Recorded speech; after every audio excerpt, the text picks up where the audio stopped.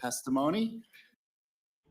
Vamos a trabajar en tener algo de interpretación, pero en este momento estamos en vivo desde el Capitolio de Minnesota y a quien ustedes están viendo ahí es al representante Frank Hornstein del área del sur de Minneapolis, que es el presidente de transporte de la Casa de Representantes del estado de Minnesota.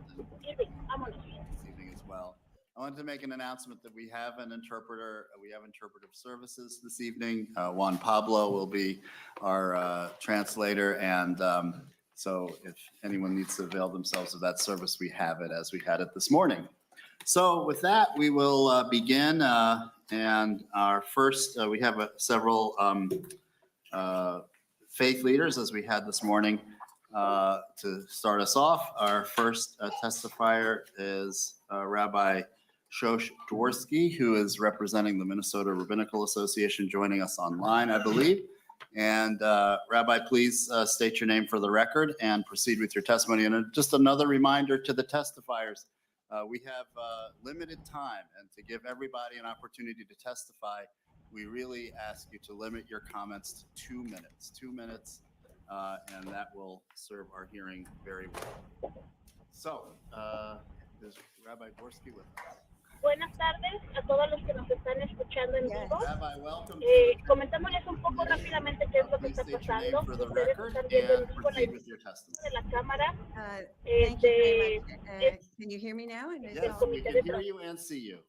Okay. Se va a empezar a proponer, a seguir proponiendo testimonio y apoyo a favor o en contra de la propuesta de licencias de conducir para todos. Lo que usted está viendo es una transmisión en vivo desde el Capitolio en la Casa de Representantes en el Comité de Transporte con el chair Frank Hornstein, que representa el área más o menos del sur de Minneapolis. No tenemos interpretación, lo invitamos a ver en vivo, lo invitamos a compartir, por favor, comparta. Este es el proceso de cómo se hace. Y lo invitamos a ser testigo, escuchar los testimonios y a recibir actualizaciones en vivo dentro de Unidos Minnesota TV, junto con todos nuestros afiliados como Noticias Minnesota, Navigate, etc. Muchas gracias y nos vemos. Hoy se vota, en este momento se hacen todos estos testimonios y después los miembros del comité votan a favor o en contra de la propuesta de licencias para todos en el comité, y si se aprueba sigue al siguiente comité, que es el comité judicial, el jueves. Muy bien, regresamos a la audiencia. Muchas gracias. Not to see the stranger as other, but to identify with their experience and their suffering, and we try to alleviate it. I feel called to support HF4 so that none of us are guilty of standing by as the stranger or newcomer suffers unfairly in our midst. This bill is designed to protect and preserve human life, but our tradition goes farther. We say we value supporting not just life, but joyful and meaningful life. Our travelers' prayer in Judaism says, "Bring me to my destination in joy." Well, there is no joy if you are traveling in fear. All Minnesotans should be allowed to travel and reach their destinations in joy, and this legislation moves us in that direction. Many Jews of recent generations have stories of living in fear, living in hiding. In 20th century Europe, we were told we can't even drive cars. We can't drive cars or even ride bicycles. It is such a humiliating way to be seen and to see yourself. I'm one of the lucky ones to be here, and I want us here together to be building a different, better, kinder, more accepting, and more joyful Minnesota. Thank you all very much for all of your work. Thank you so much, Rabbi. Our next testifier is Bishop Donald Kettler, and the bishop is also joining us via Zoom. And please state your name for the record and proceed with your testimony, Bishop. The bishop with us. Yes. Thank you. Bishop Donald Kettler, Roman Catholic Bishop of the Diocese of St. Cloud. I'm the Catholic Bishop of the Diocese of St. Cloud, as I said. My position and faith holds that we always should respect the dignity of every human being. I also believe we must support efforts to prevent the separation of family members from one another. I'm the pastor for about 130,000 Roman Catholic people in 16 counties of central Minnesota. This includes about a dozen communities of Latino folks. Many of our people are documented residents, some are undocumented. I work to get everyone documented. But I want today to ask that legislation providing a non-compliant Class D driver's license for undocumented immigrants be supported and passed for people living in the state of Minnesota. My undocumented people have limited ability to get to work, to school, health services, church, and even family members to get together with each other. My recognizing their dignity as a human being and their right to receive basic human, family, and community opportunities calls me to ask to support the need for a Class D driver's license. Obviously, also regarding meeting certain criteria. I believe that the licenses will make our roads safer. There will be an increase in the percentage of insured drivers in our state, and they will be driving legally. I ask that you support and work for HF 1163 legislation. Thank you for this opportunity to talk with you, and thank you for your service of our people. Thank you so much, Bishop Kettler. Next on our list is Minerva Castillo. I believe has come from Worthington.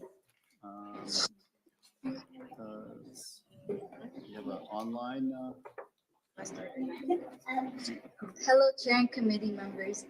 Thank you for the opportunity to testify today. My name is Minerva, and I'm here with other young leaders from grades 6 through 11, and we attend District 518 in Worthington.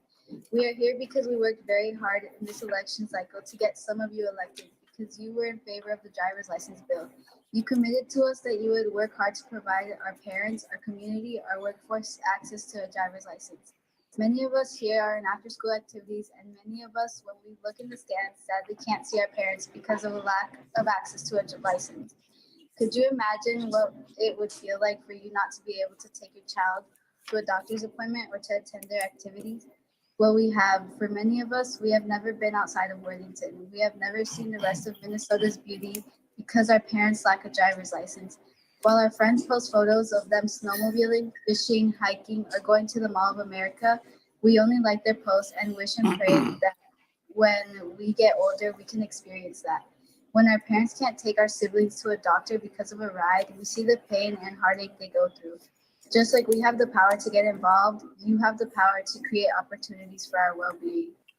If you vote in favor of the driver's license bill, you can make the wish of traveling to the Mall of America or the Boundary Waters or being able to drive to Mankato or the cities for a dentist appointment. We ask that you all vote in favor of the driver's license bill so young citizens can look in the crowded stands and see their parents' proud faces while they perform in a debate, in a game, play, or anything that we young people choose to do. Thank you from Worthington, Minnesota. Thank you so much for that very compelling testimony, and to all the youth that gathered in Worthington. That was very, very powerful. Our next testifier is Elizabeth Vega. I believe Elizabeth is here. Excellent.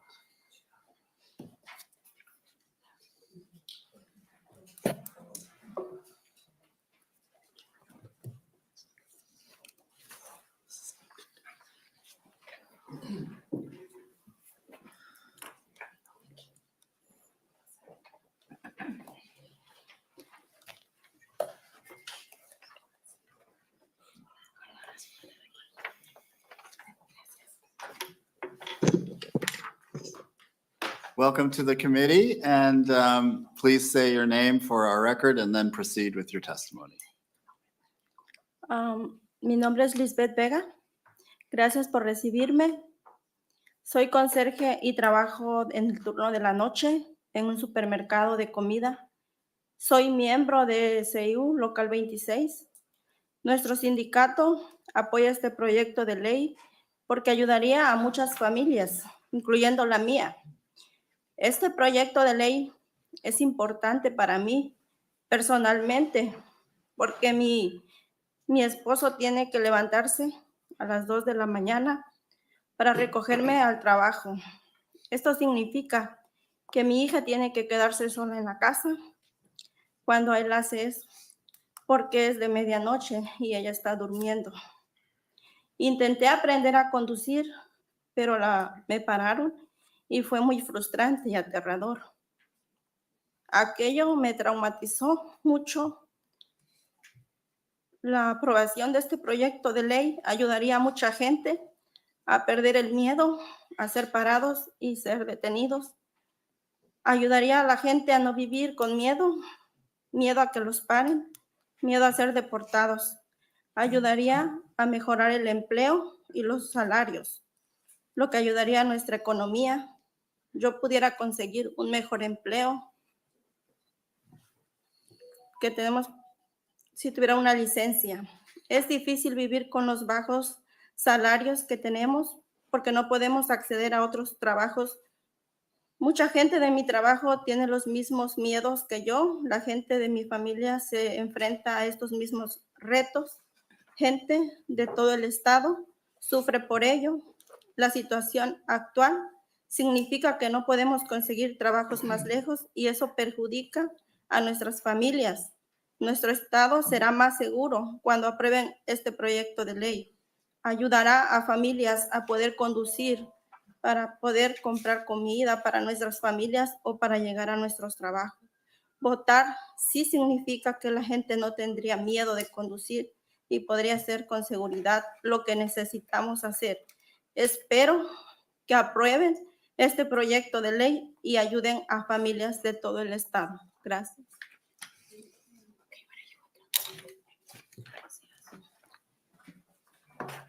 Hello, I will now translate for Lisbeth. Hello, and thank you for having me. My name is Lisbeth Vega. I'm a janitor and I work the night shift at a grocery store. I am a member of SCIU Local 26. Our union supports this bill because it would help so many families, including mine.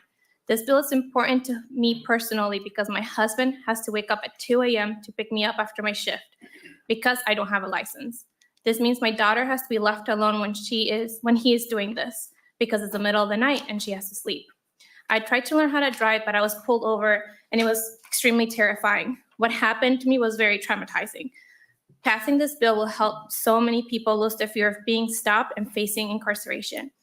It will help people stop living in fear.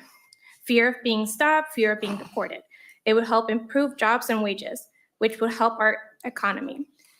I could get a better job with better hours if I had a license. It is hard to live on the low wages we face because we can't access other jobs. So many people in my work have the same fears as me. People in my family face the same challenges. People all over the state are suffering because of this.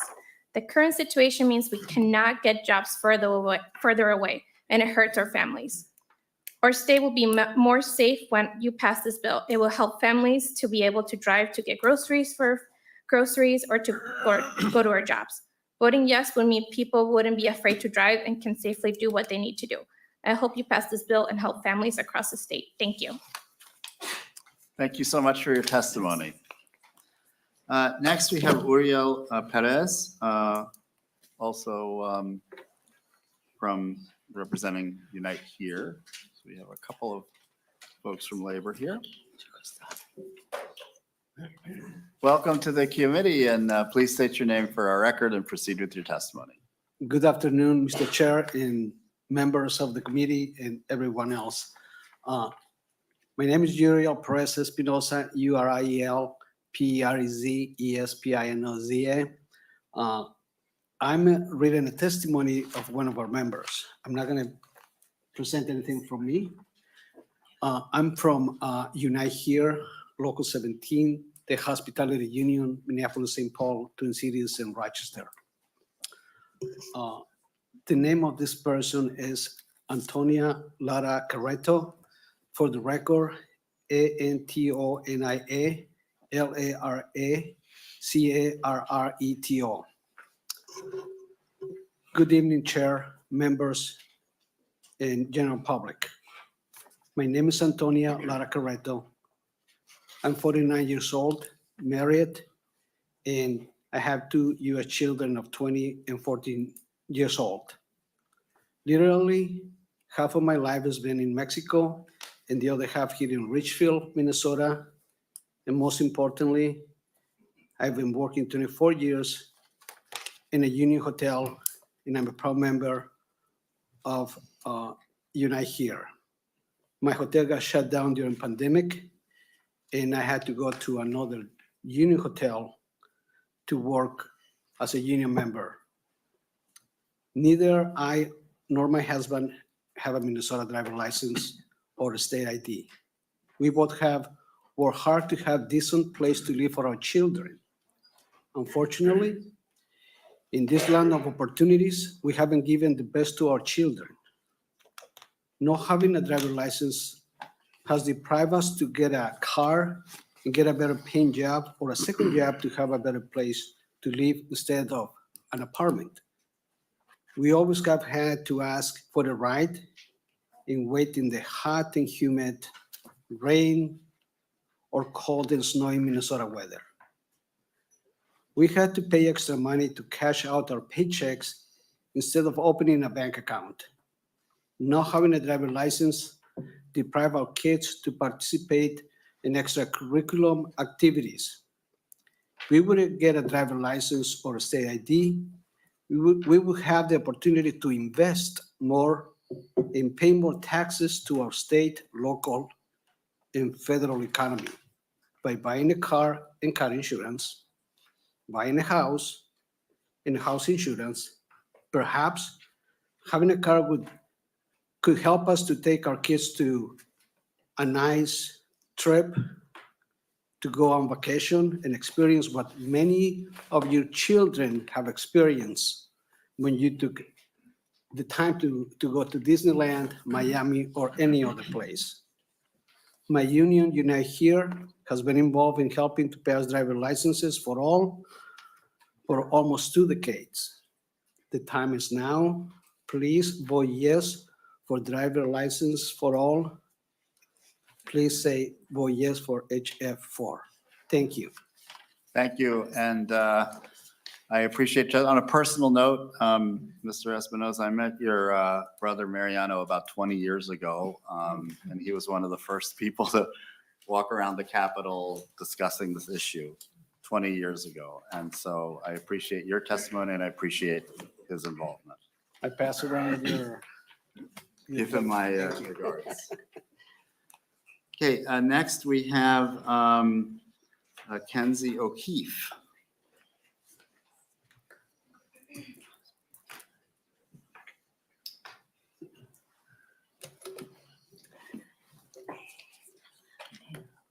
Welcome to the committee. Please state your name for the record and proceed with your testimony. Yeah. Hi, everyone. My name is Kenzie O'Keefe. Good evening, Chair Hornstein, members of the committee, and everyone else that's here in the room. I am the head of mobilization and narrative strategies at Pillsbury United Communities in Minneapolis. I'm here today on behalf of our staff, our board, and the people that we serve, and also in service to some of the leaders of this movement, several of whom are immigrant women who work for our organization, along with the Minnesota immigrant movement, and have been fighting for this right for more than a decade, this essential right for more than a decade. Pillsbury runs 4 community centers and 6 social enterprises in Minneapolis. We serve primarily Black and Brown people and Indigenous people, immigrants and refugees, and people who live in poverty and who have very low incomes. We provide emergency services, stabilization support, and we take on projects that invest in the long-term prosperity and equity for people in our state. So we've seen firsthand how the inability to get a driver's license hinders the prosperity here and devastates families, creating emergencies that even further destabilize them. Families are being forced to choose between being law-abiding and meeting their most basic needs, as others have mentioned here already tonight. Getting to work, taking kids to school, getting to essential doctor's appointments, and so much more. Fear of getting caught and the consequences of getting caught, driving without a driver's license, create undue stress and trauma in families who are often already struggling due to the barriers and the lack of systemic support that comes from being undocumented. The inability for those who are undocumented to become licensed drivers has not made our roads and communities safer, again, as many have already noted. In fact, it's done the opposite. So I ask, our organization asks that you do what's right and do your part to pass this bill this session and make sure that all Minnesotans have access to a legal path to being on the road. Thank you very much for your time today. Thank you so much for your testimony. Next, we have Sonia Nunez Gibbs.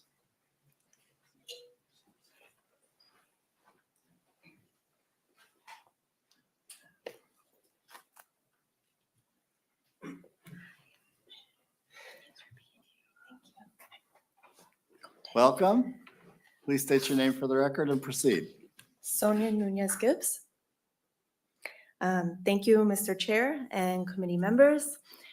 I have served as a bilingual ESP and teacher in our public schools for 16 years. I currently teach a program at Roosevelt High School. Go Teddies, the best high school in Minneapolis. My program is called Work-Based Learning. This program is part of the Career and Technical Education Department. This department teaches students in skills in automotive, carpentry, healthcare, welding, etc. Students over 16 may enroll in work-based learning with me. This program gives them a paid or unpaid work experience that they receive credit for, as well as my support in improving their work performance, resolving issues, and checking in with their supervisor. We also meet weekly to check in how they're doing with their job skills. Students do this work-based learning in all types of jobs, from office work, nursing homes, welding tool rooms, chiropractic offices, and many of these sectors are currently experiencing a difficult time finding workers. This program has very specific legal guidelines, and I am required by the state of Minnesota to complete a contract for each student during doing work-based learning between the student, myself, supervisor, and parent. Part of this contract is a transportation plan of how a student is going to get to and from their job independently. The student must have a driver's license in order to drive to work in this contract. If they do not, they must take public transportation. Public transportation is not always available for the student's job site or to their home location. Additionally, since most of the students are starting work around 3 or 4 p.m., they're often getting off work around 8 or 9 when it is dark and not always safe for our youth to be on public transportation. Many parents, understandably, do not allow their children to take buses or trains at this time. Additionally, in my previous capacity as bilingual support staff, I've had much contact with parents about attendance and other family events. When a student has a parent without a license, especially in elementary and middle school, they must take public transportation, and students often miss more school. For example, if a student has a doctor's appointment, the parent will not have time to get them on public transportation back to the school for a partial day, and thus the student misses a full day of instruction. Also, with all the students that I have met in 16 years, I want them all to take driver's education classes if they are going to be on the road. I urge you to consider the impact this bill would have on Minnesota youth as they navigate becoming adults and employees in our state. Please vote for House File number 4. Thank you very much. Thank you so much. Next, we have Claudia and Lucy Garcia.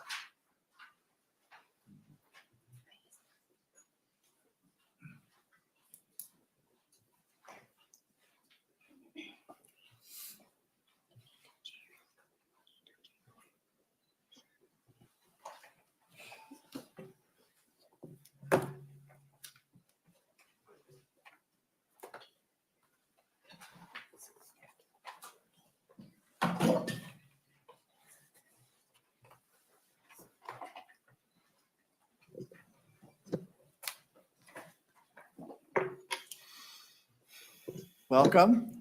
Please Thank state you. your name and proceed. Chair, members of the committee, good evening. My name is Claudia Garcia, and I work and I'm here on behalf of the city of Northfield.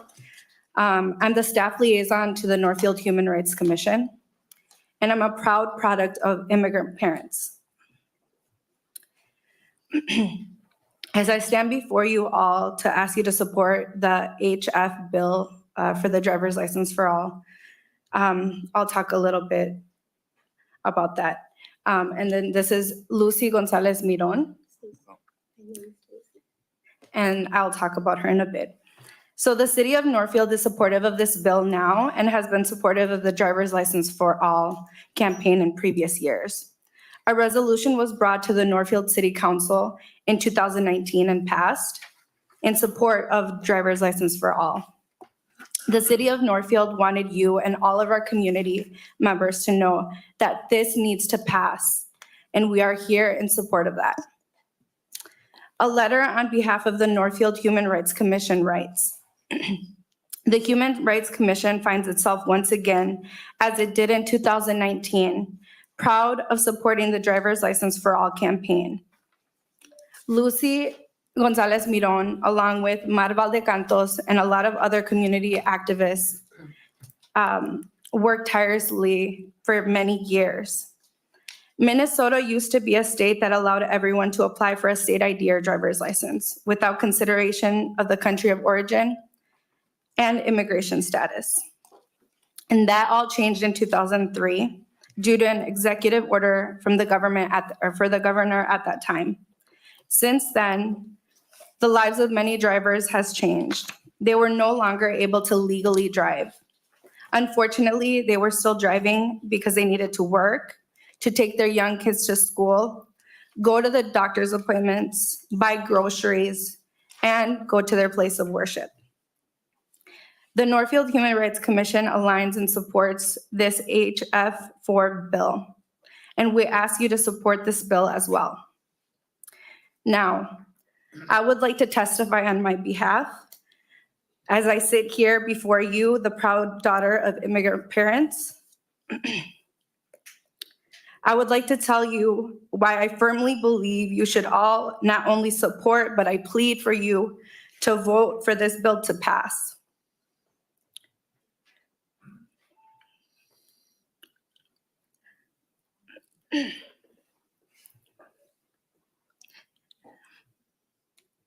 I sit here to speak up for all the youth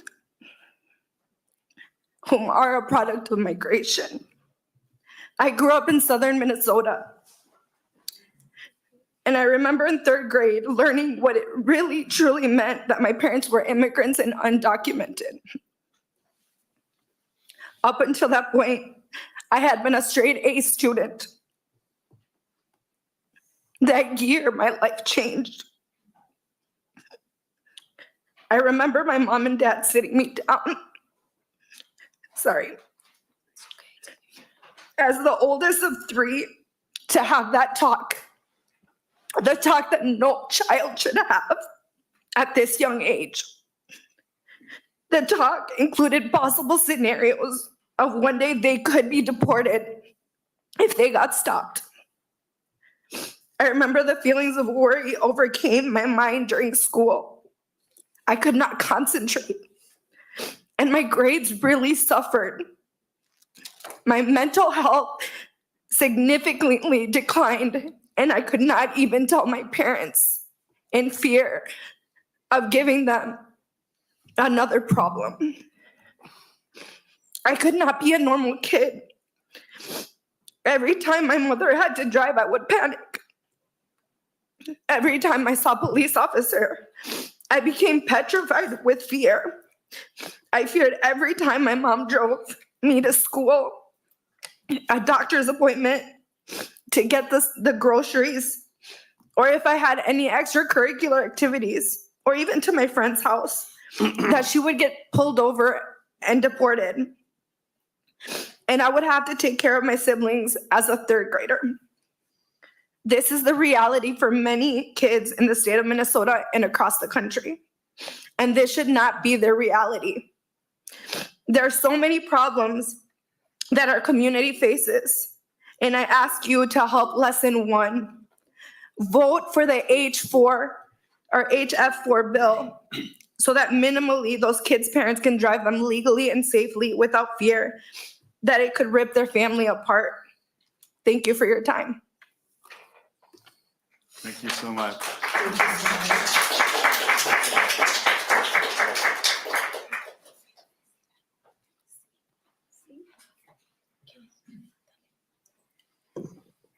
Bueno, pues Welcome. buenas tardes a todos. Good evening to all. Mi nombre es Lucy My name is Lucy. y siempre desde que he estado en este bello I've país always since I've been here in this beautiful country, con lleno de oportunidades para full of todos, opportunities for all of us. pero lo único más grande que no hemos The tenido, only thing that we have not had, una licencia de conducir. driver's license. Y lo más triste es que The saddest part en donde quiera nos piden una is licencia, wherever we go, we've been ¿verdad? asked for it, right? y si tenemos una And if we emergencia, have an emergency, no tenemos cómo manejar, we don't have a way to drive. porque lo principal también es la salud. Because the most Me important thing pasó a is mí con mi our hija. health. It happened with my daughter. Ella tiene asma She's asthmatic. y yo no tener una licencia And fue terrible para myself, mí with our driver's license, porque ella no was podía ni hablar y yo, terrifying for como pude, me pude comunicar con me. I was able emergencias. to speak and I was able to Pero somehow ustedes to saben communicate with bien emergency services. que nosotros venimos a trabajar But you know that we're here to work. y también pagamos nuestros impuestos, We pay our taxes. pero lo que es licencias de conducir no tenemos y esa es una gran necesidad. We do not have our driver's license and that's a greater need right now. Y no nomás hablo por mí, sino también por I'm not nuestra speaking comunidad. For myself, for the whole community. Y una de esas experiencias grandes que tuve también en mi comunidad en Northfield And one of those experiences that I had in my community in Northfield as well fue hace un tiempo was a long time ago. y hubo tantas injusticias. And it was so many injustices. Bebés Babies. cargan Babies. en el carro, las familias se transportan de un lugar a otro. Being families with the babies on their vehicles, getting themselves from one place to Pero another. por no tener una licencia dijeron, baja de tu carro y a caminar. But they didn't have a driver's license, so they told them get off the vehicle. Y los babies a cargar y en el frío. They have to carry the babies on the cold weather. Y yo me pregunto, And I asked myself, aquí en este gran país defendemos mucho, defienden mucho todos, great country, we a all los defend niños, the children a las mamás y a los animalitos. and animals. ¿Y qué estamos haciendo ahorita? So what are we doing right now? Emergencias pasan, niños en el Emergencies frío. happen, babies on the cold. Yo creo que les pido en nombre de todos I nosotros ask you on the y name en of all nombre of us, también de and nuestras, in the name of de nuestras comunidades que our hemos estado en communities, apoyo. and we have Jovita, supported one another. Jovita Morales tiene mucho tiempo en la lucha Jovita Morales has been fighting for a while. y siempre defendiendo el And derecho always defending the para right todos nosotros como for all of inmigrantes. us as immigrants. Por favor, Please, se los pido en nombre de toda I la beg you, humanidad. in the name of all the humanity and here. Muchas gracias. Thank you very much. Thank you. Thank you. Next up, we have Jovita Morales.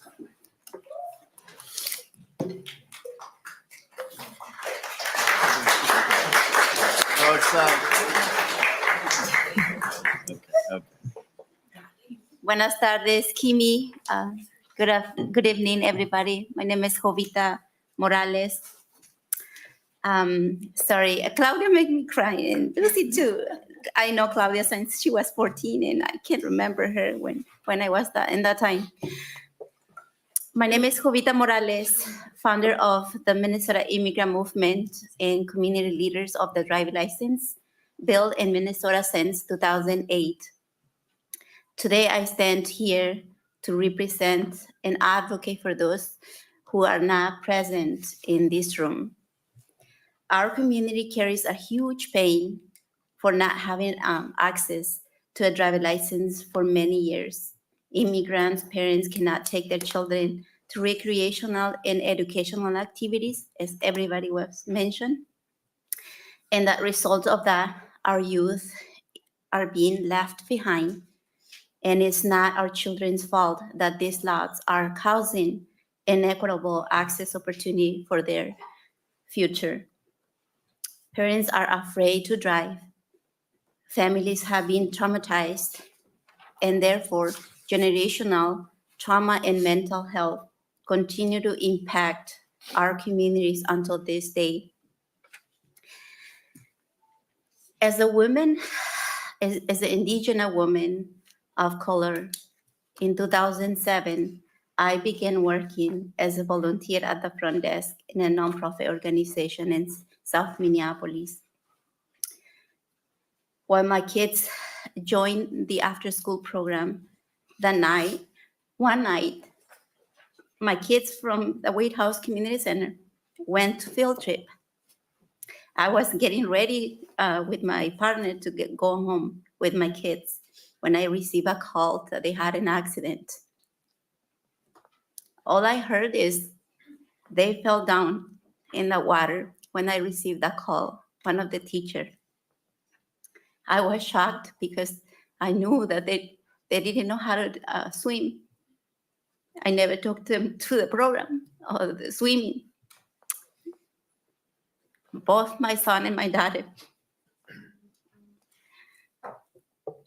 was on the school bus. The 35W bridge collapsed.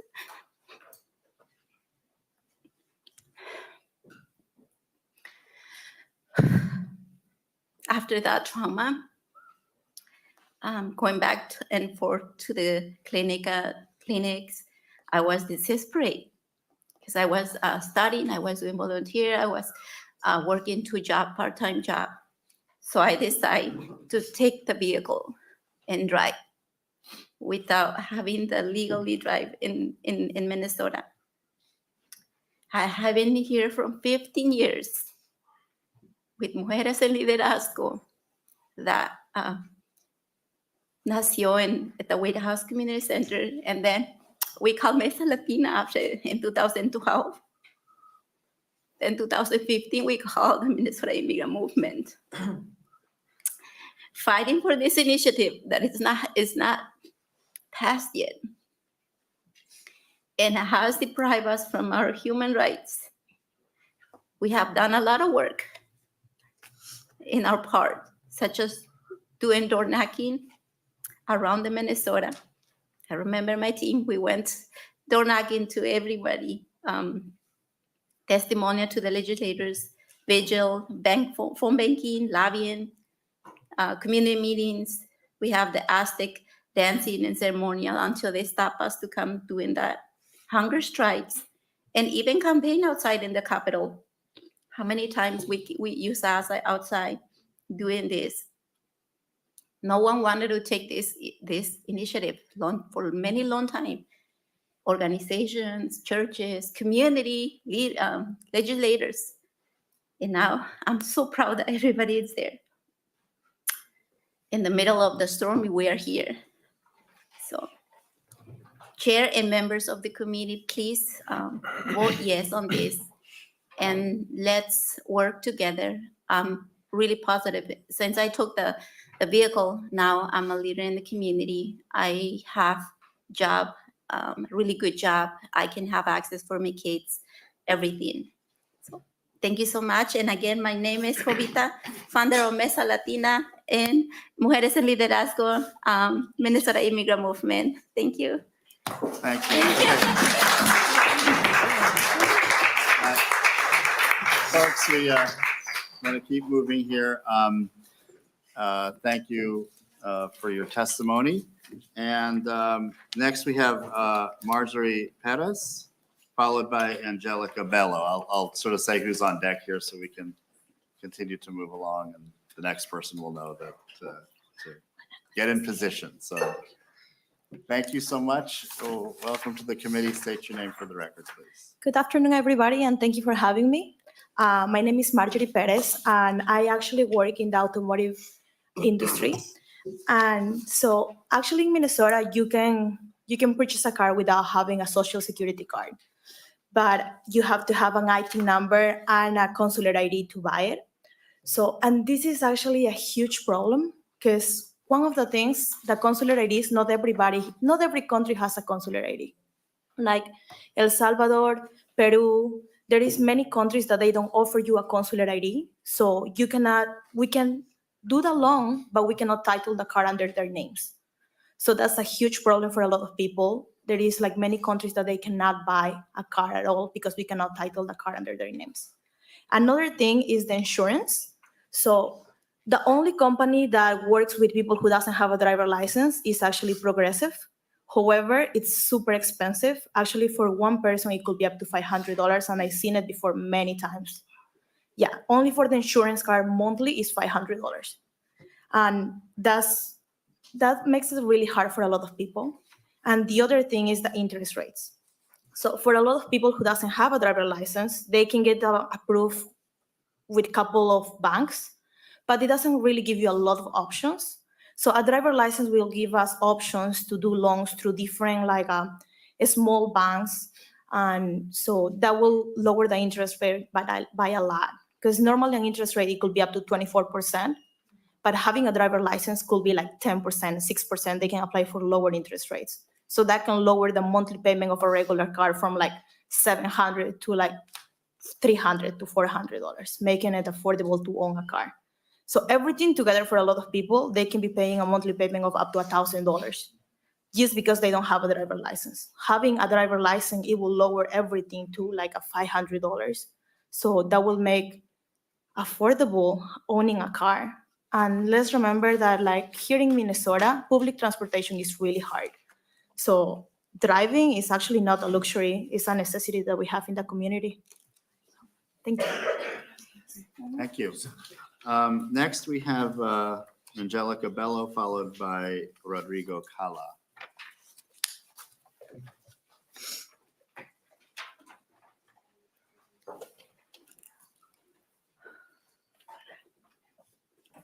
Welcome to the committee. Please state your name for the record and proceed.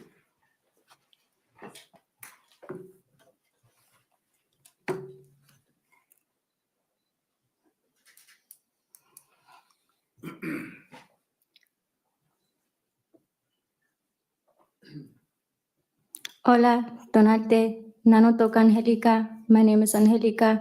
Hola, buenas tardes. Mi nombre es Angélica. A todos que han dado su testimonio, muchas gracias. Y gracias a todos que están aquí. Los que no están aquí, estamos aquí para ustedes. Esta lucha va a seguir. Y si no llegaron hoy, lleguen el jueves. My name is Angélica, and I am currently an Augsburg student. I am representing Augsburg, Indigenous Roots in St. Paul, the Minnesota Indian Women's Research Center, and the Education Department of the Science Museum. My story, my family's story, is a reflection of the unwillingness from you all who are empowered to pass this bill. Please, pass this bill.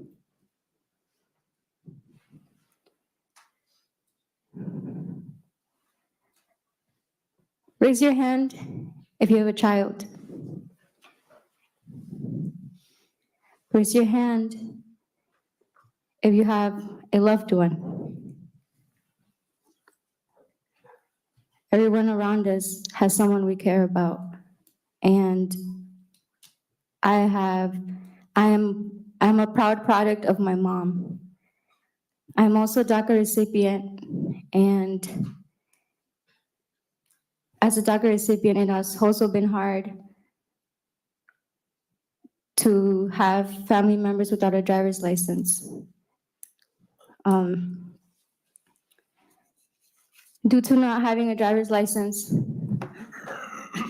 I grew up with my mom finding rides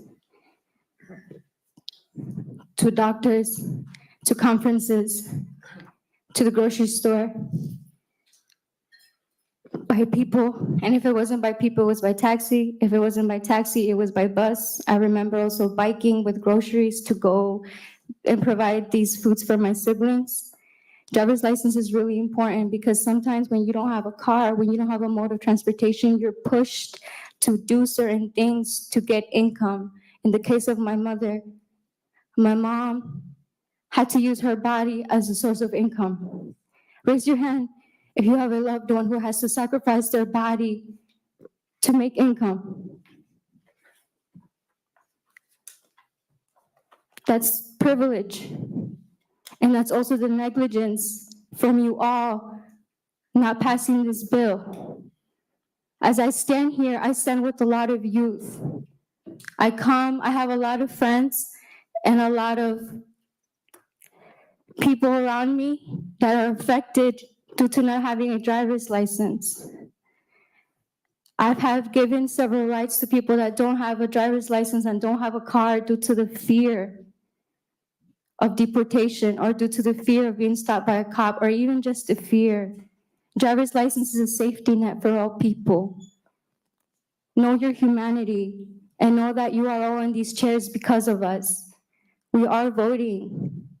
Our people are voting, and if you don't pass this bill, people are gonna vote you all out. Serve us the way that you say you do. And I'm here to say that I hope that you will pass this license bill because it will help people not only economically and with transportation, but if you care about mental health and physical health, it also affects people in that way. I stand here today and I can say I'm a proud product of my mom, who is a single mother of 4 kids, who did everything she could to feed me, to provide a roof on top of my head, same way your parents did or same way that your guardians did. So the least that you all can do for our communities is to pass this bill. Pass this bill now. Because our community is gonna keep fighting and we're not gonna leave. We're gonna stay here and we're gonna continue to stay here. And little do you all know, we're the generation that's coming, that's gonna be taking up your seats. So please be of service or else we're gonna come and take your seats as well. Please pass the driver's license for all now. It's really necessary and it's really urgent. So stop being so comfortable. Please do it for all these people. There's mothers out here who have been fighting for more than 10 years. If you all know, if you all have something that you've been fighting for such a long time, you all know what that's like, then you all have the power right now. You are sitting in these chairs. You have the power. Use it. Use it to help our communities and to actually uplift us. That's it. Thank you. Folks, I understand the interest in clapping, but we want to keep going here. Okay, Rodrigo Cala and Esperanza Dominguez and Jesus Israel Moreno after that. And thank you very much for coming to the committee, and please state your name for the record and Okay. welcome. Hi, my name is Rodrigo Cala. Hi, everyone. Good evening, Mr. Chair and members of the House Transportation Committee. My name is Rodrigo Cala. I am one of the members of Shareground Farmers Co-op, a marketing co-op based on St. Paul. This co-op has more than 50 farmers that we work with searching and selling produce from rural communities to selling to the urban communities. So we bring food to the cities. I have four children. Today I am here to share my history about the challenge of tied to not being able to have a driver's license. As an agricultural person, I went through the same situation in the past, not having the ability to provide transportation for my kids to go to schools, doctor appointments, and other essential activities. I am speaking on behalf of those unheard voices that until today are hiding in the shadows and struggling because they don't have a driver's license. And I live in fear of being separated from their families.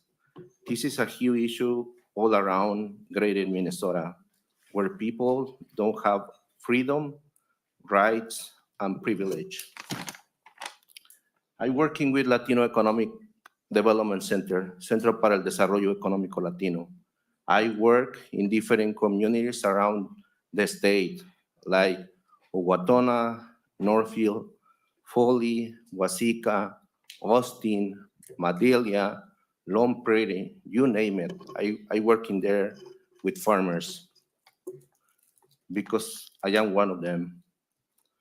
I see the same issues in many industries: dairy industry, meat packing industry, construction companies, farms of different types. I see the same issues because people don't have the ability to have a driver's license, but for one way or another, they're going to work.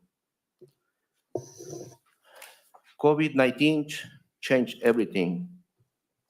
At that point, they named us essential workers. So at least we deserve to have a driver's license. Mr. Chair and members of the committee, please help pass this bill. Now, I encourage and I hope you take the right decision. Gracias. Thank you very much. Thank you. Our next, Esperanza Dominguez.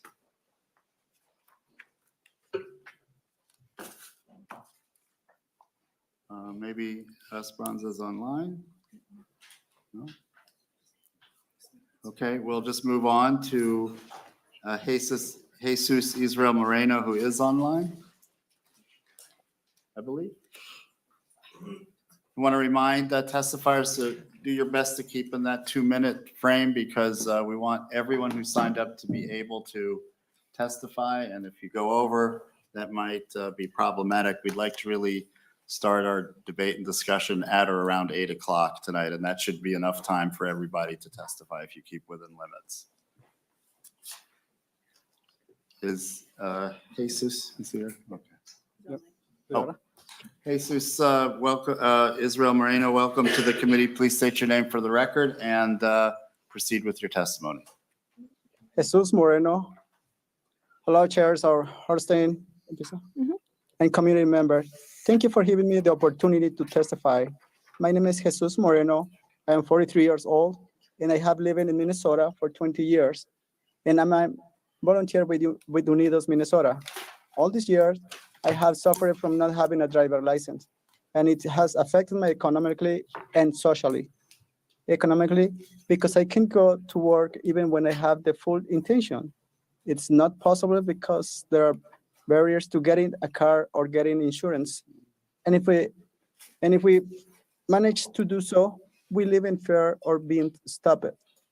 We will very much like to have the job opportunity away from our home, because I know that the state right now needs more workers and there are many jobs, but because we don't have a license, we reject good opportunities. This reason also affects businesses because we cannot support and generate loses dominant effect. Socially, we cannot congregate as we would like in the religion that we like. Go out to meet with family, our children, take them to the doctors, and we deny them the right to meet with their relatives or play, support, and grow spiritually and physically. Our children fear our departure and do not know if we return or not. The same search for happiness in a state we call him is more complicated. This is why we want to ask you to support House File 4, driver license for all. God bless you all, and thank you. Thank you very much. Thank you for your testimony. Next, we have Concepcio Arce, also joining online.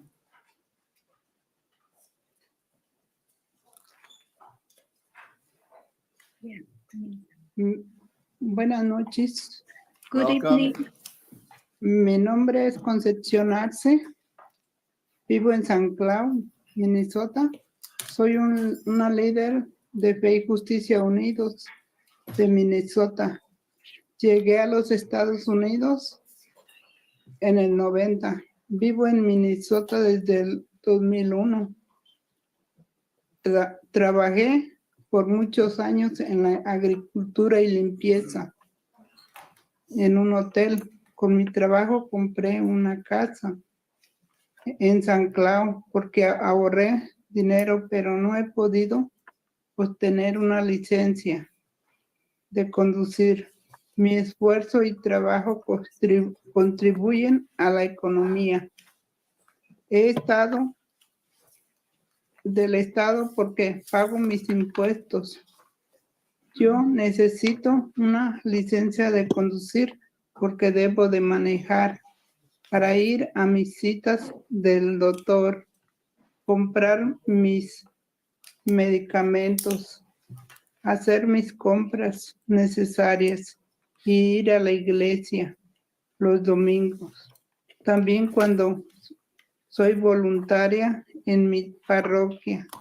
La parroquia es muy importante y necesito una licencia para visitar a mis hijos, compartir con mis nietos y a todos los legisladores les pido que restauren la licencia de conducir porque es muy necesaria para todos. Gracias.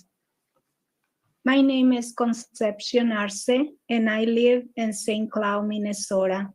I am leader of Faith and Justice Unidos, Minnesota. I came to the United States in the 90s and have lived in Minnesota since 2001. I worked for many years in the agriculture and cleaning rooms in a hotel. With my work, I bought a house in St. Cloud, Minnesota. Because I save money, but I have not been able to get a driver license. My efforts and work contribute to the state economic because I pay my taxes. I need a driver license because I must try to go to my doctor's appointments and buy my medication, to do my necessary shoppings and go to the church on Sundays. And when I volunteer, and my parish is very important to me because I volunteer there. Family is very important too. And I need a license to visit my children and share with my grandchildren. To all the legislators, I ask you to restore the driver license because it is necessary for everyone. Thank you. Thank you for your testimony. Next, we have Mauricia Velades. Mauricia here? Hi, yes, we're online. Excellent. Thank you. Please state your name for the record and proceed with your testimony. Su nombre y luego. Mi nombre es Mauricia Vidales, voluntaria de Unidos, Minnesota. My name is Mauricia Vidales, a volunteer with Unidos, Minnesota. Okay. Buenas tardes, Chair Hornstein y miembros del comité. Good evening, Chair Hornstein and members of the committee. Hoy estoy hablando para pedir su apoyo para el Bill HF4 y el Bill de Licencias para Todos. Today, I am speaking out to ask for your support for Bill HF4, the driver's licenses for all bill. Estoy aquí hablando como madre de 2 hijos y de un esposo enfermo. Hemos batallado mucho sin licencias porque mi esposo sufre de una enfermedad crónica. I am here speaking as a mother of 2 children and a wife to a sick husband. We have struggled far too much without a driver's license because my husband suffers from a chronic illness. Y a veces su enfermedad es en la madrugada. El miedo a manejar y más de noche, donde hay más probabilidad que nos pare una policía, nos hace que tengamos que pasar la noche en sufrimiento. Sometimes he gets sick throughout the middle of the night with the fear of driving, and even more so at night when there is a higher risk of being pulled over. This causes him to suffer. También es un problema con mis hijos. Los niños, desde que están chicos, saben cuando se suben al carro que los papás tenemos miedo y ellos están viendo a sus alrededores. It's also a problem with my children. Ever since my children were young, they knew that as soon as they stepped into the car, their parents were fearful and they were watchful of our surroundings. Pero no se puede evadir. Los niños tienen que ir a las escuelas, al deporte y mi esposo ocupa ir al doctor. But we can't avoid it. Our kids need to go to school, to sports, and my husband needs to go to the doctor. A veces no es una opción no manejar. Sometimes there is no other option but to drive. Aparte de eso, pagamos mucho de aseguranza, ya que es más alto por no tener una licencia. Apart from that, we pay far too much for insurance because it's more expensive because we don't have a state license. Igualmente, una licencia es una forma de identificación válida. Hubo lugares en los que no se nos permitió rentar por no contar con esa licencia. Similarly, a driver's license is a valid ID. There was many places that did not allow us to rent because we didn't have that state ID. Llevo 17 años en Estados Unidos y nadie en nuestra familia ha tenido jamás algún récord criminal.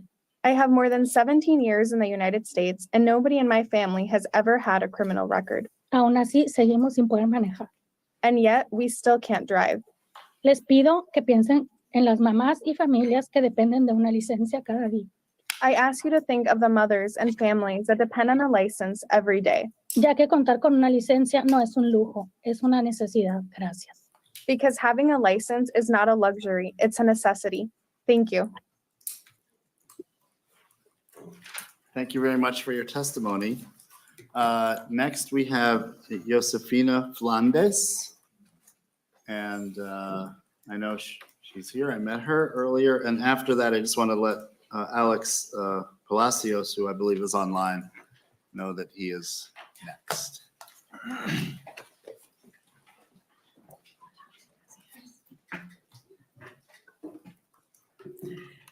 Buenas noches a todos.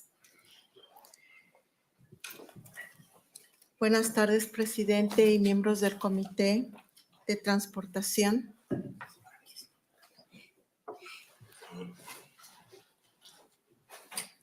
I speak English, but now I'm kind of nervous, so I'm going to speak in Spanish.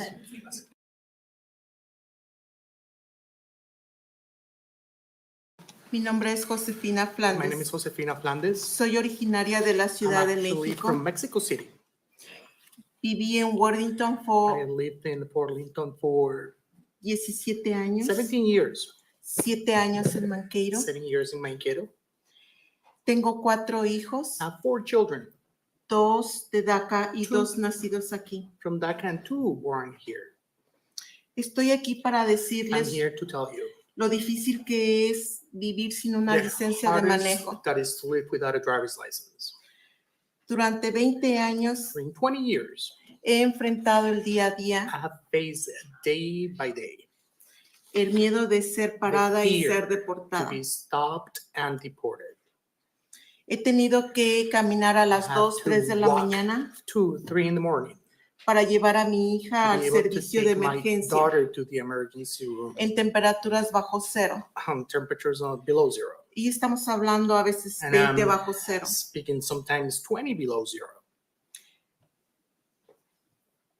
También es difícil It's also hard no poder llevar a mis hijos not be able to take my a los children eventos deportivos, to the sporting events, culturales, cultural events, musicales. musical events. Para mí, la For educación me, es education, muy importante. it's very important. Es la base It's the base para mi familia, for my family, para el país, for the country, para el mundo entero. for the whole entire Esa es world. mi opinión. That's my opinion.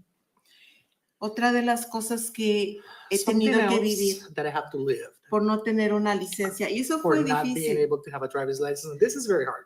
Mi hija, ustedes daughter, saben cuando una hija se You know, gradúa, when a daughter graduates, uno como padre se siente we tan as parents orgulloso. are so proud El tener que ir a esa to be universidad, able to go to that conocer university, ese to be able edificio, to see the building, ver dónde ella va a see estudiar, where she's going to go to school, dónde va a quedarse a where dormir, is she going to be sleeping, disfrutar ese to momento. enjoy that moment.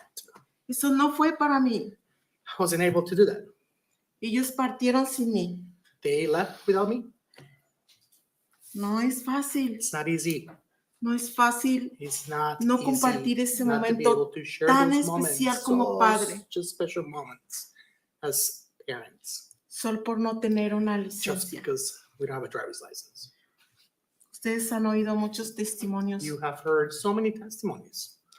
Ojalá I hope que todos ellos that all of those testimonies sirvan a ustedes help you para votar un to sí be able to vote yes a este bill. to this bill. por favor, como madre, As a mother, como líder de la comunidad as a latina, community leader for the Latin community, como ser humano, as a human being, se los pido. I beg you. Muchas gracias. Thank you very much. Thank you. So, Alex Palacios, please, joining us online. Hello, and good evening to you all. Thank you, Chair Hornstein, for allowing me to speak. Can you state your name also just for the record and then proceed? Okay. And my name is Alex Palacios. I use they, them pronouns. I am a former chair of Stonewall DFL. I work for a nonprofit in St. Paul that provides services to the Latina community. Currently, I also serve as chair to the Phillips West Neighborhood Organization, and I'm a former candidate for the Minneapolis City Council. But tonight, I'm here to represent myself as a proud immigrant myself, a Honduran immigrant, moved here in '96. And I want to rise in support of this legislation. There are certain things in my life that I have fought for time and time again. One of those is preserving public safety, and that's what this legislation does. It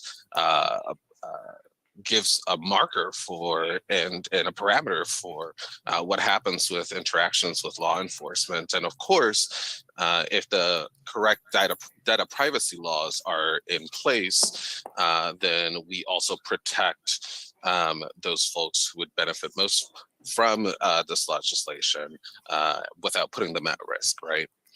This is also a public health issue.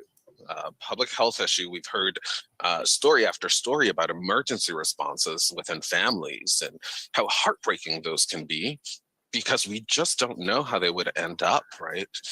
People have been forced to drive without a driver's license when they could easily be law-abiding citizens, provided that you support this legislation and also be able to respond to concerns around health and wellness. This legislation would also serve to reduce the effects of social stigma, which so many of the folks that would greatly benefit from this legislation passing already face. It's sometimes can seem insurmountable how this social stigma affects these communities. And social stigma, unfortunately, also has physical consequences, right? Anything from blood pressure to other health conditions that can develop because of stress, because of feeling unsafe and not being able to navigate the world safely. But let's also talk about economic empowerment. This legislation also affects economic empowerment by protecting families and protecting workers in myriad industries, right? We are also protecting and enhancing our economic engine here in the state of Minnesota. Last, certainly not least, but most important, I believe that we live in a state that prioritizes multi-generational human dignity and respect for all of its residents. The passing of this legislation would be proof of that. So I strongly urge everyone in a position of authority here to support the passing of this legislation. Thank you so much for allowing me to speak. Muy buenas noches. Thank you very much for your testimony. Next, we have Aaron Morales, followed by Steve Kramer.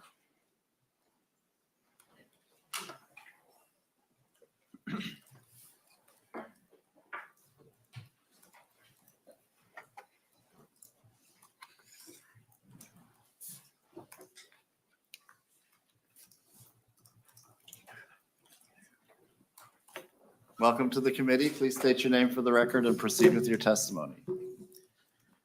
Good evening. My name is Aaron. I am a member of MIRAC, the Minnesota Immigrant Rights Action Committee.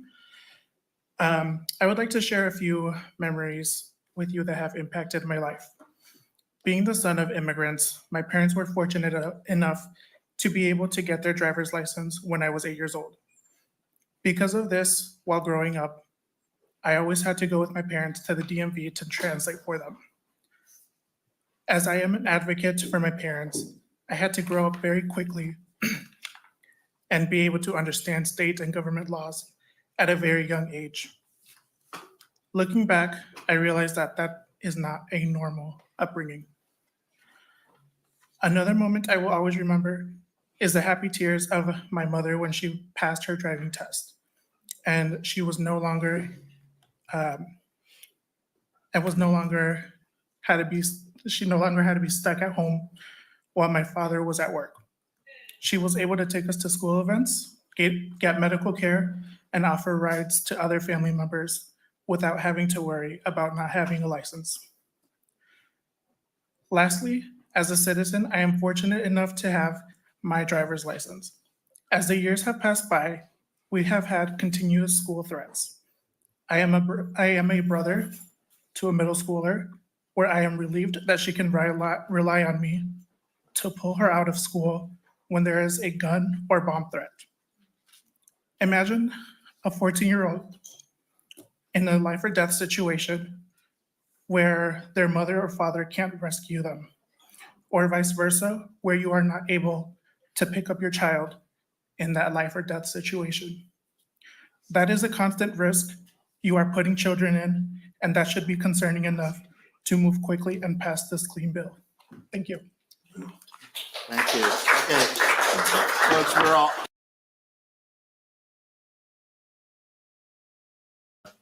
Several more, and then again, at or around 8 o'clock, we'll begin our discussion of the amendments. So I want everyone to be conscious of that with your testimony, please.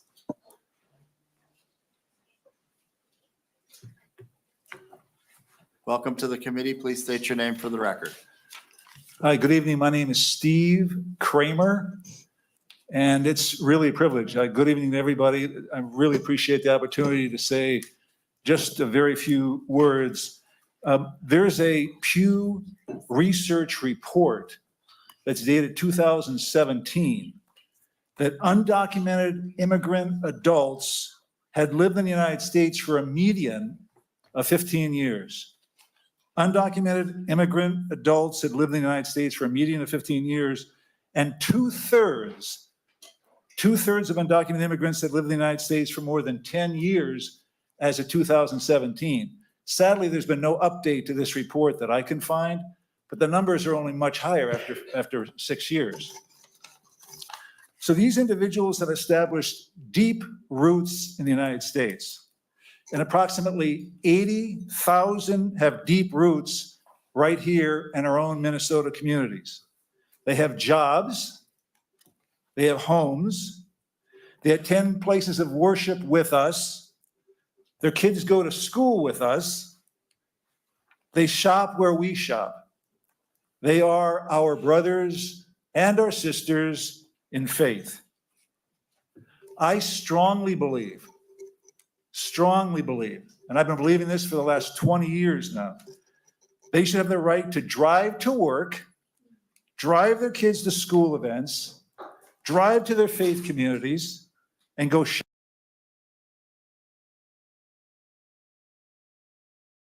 at a traffic stop and being detained and being deported and then returning to a country that most often, sadly, they no longer know because they've spent, in many cases, more than half of their life here.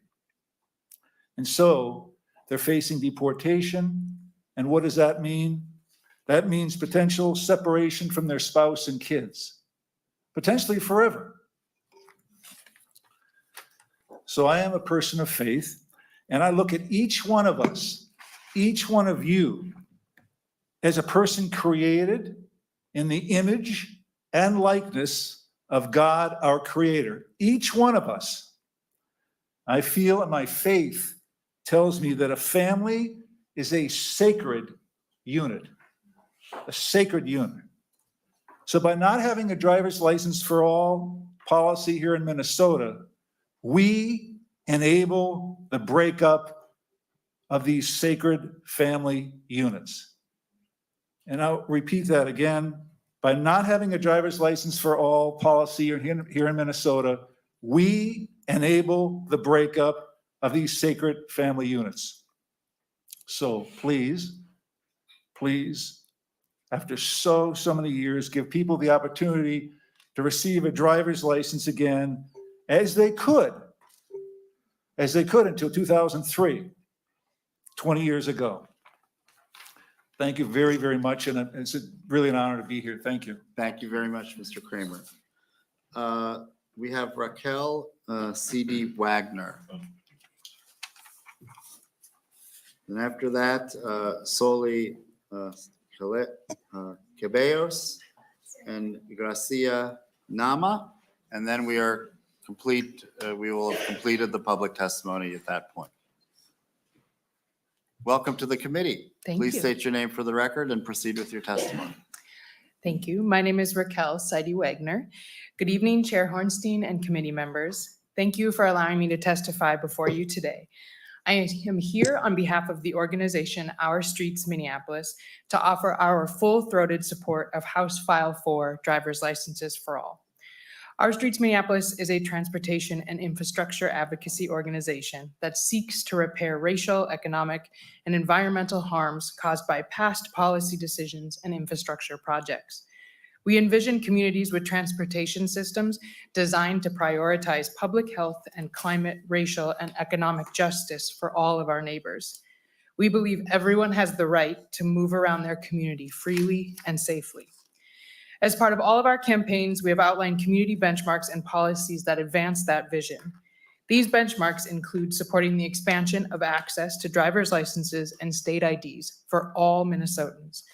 Access to these critical documents creates opportunities for immigrant communities otherwise excluded from much of our economic system to access and build capital for themselves and their families. Not having an ID impacts their ability to find suitable housing, employment, or the necessary means to start the small businesses that make our neighborhoods vibrant. This legislation would help to ensure that traditionally marginalized people are given a chance to create generational wealth. This opportunity will vastly improve the quality of their lives and our neighborhoods, benefiting everyone. In addition, if passed, we know this legislation would improve safety on our streets. Licenses for All legislation has consistently lowered the rates of hit-and-run crashes and uninsured drivers in the states where it was implemented. When our undocumented neighbors are forced to live without a license, this creates an understandably heightened fear of interacting with law enforcement, increasing the likelihood of safety concerns such as hit-and-runs. Chair and committee members, thank you again for allowing me to testify this evening. Thank you to the authors of this legislation for supporting this crucial issue and the many advocacy organizations that have been working tirelessly for many, many years on making licenses for all a reality. On behalf of Our Streets Minneapolis, we ask all members to support this bill so we can move quickly to begin to repair the deep harms created in its absence. Thank you. Thank you. Next, we have Soli. And then Gracia Nama.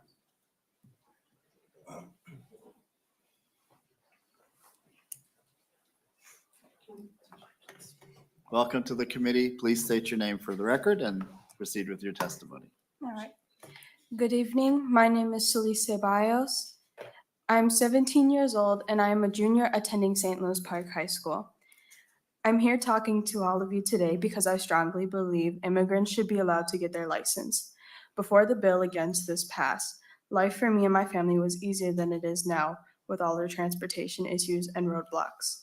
When driver's licenses were taken away, it was harder for me and my family to commute. Doctor's appointments were missed, therapy has been difficult to maintain since getting rides there were hard to find, and getting visitations with my mother were just as difficult. The only transportation me and my family have is the Metro Transit buses and walking. We've had to wait countless hours in 100-degree weather to negative 20-degree weather. If me or my siblings missed the bus to school, we would end up having to stay home due to having no other way there. Getting my parents to agree to after-school curriculars was very hard due to them not knowing how I would get home. This has caused a lot of stress for our entire family. This has made such a big impact in my life, and I know that many others have to go through this as well. This is why I believe not only my parents, but the community of immigrants deserve a chance. Immigrants shouldn't have a smaller chance and harder chance at getting something that everyone deserves. Why make things harder when we can come together instead? I only hope that my time speaking and helping others understand is worth it. I ask you to vote for HR 4 today. Thank you. Thank you so much. Our final speaker is Gracia.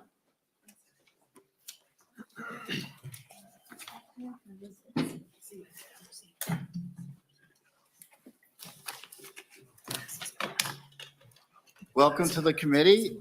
Please state your name for the record and proceed with your testimony. Buenas tardes a todos. Good afternoon to all. Yo estoy aquí porque I'm here because primeramente mi nombre es First of all, Graciela Lema. Graciela Lema. Vivo en Minneapolis I live in Minneapolis desde el año de 1995 since 1995 hasta este año en curso. up to now. Gracias a Dios yo tenía licencia. Thank God I had a driver's license. En 1995 In podíamos obtener licencias we were able to have driver's sin license importar un estatus de inmigración. without needed to be immigration status. Pero hace 2 semanas 2 weeks ago, fui a renovar mi I went to licencia de renew my driver's conducir license y no pude and obtenerla. I wasn't able to.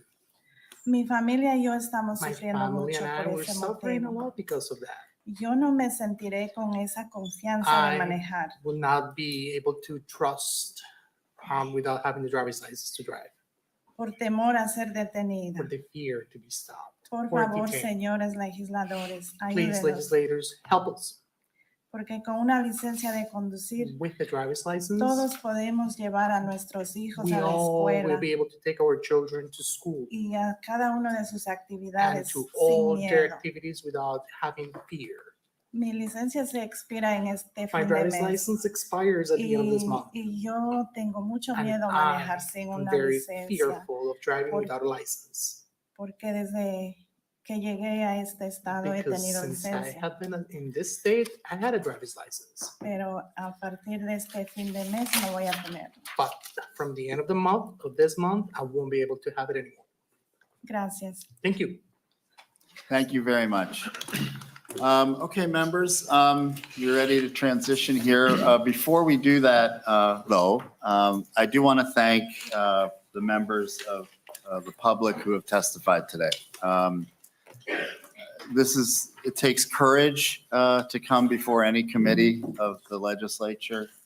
Your stories were moving and powerful and very much appreciated. And I really, again, want to thank everybody from all over the state, people who came here, people who testified online. So we have 3 things left tonight, members, on our agenda. The first is to hear some amendments to the bill.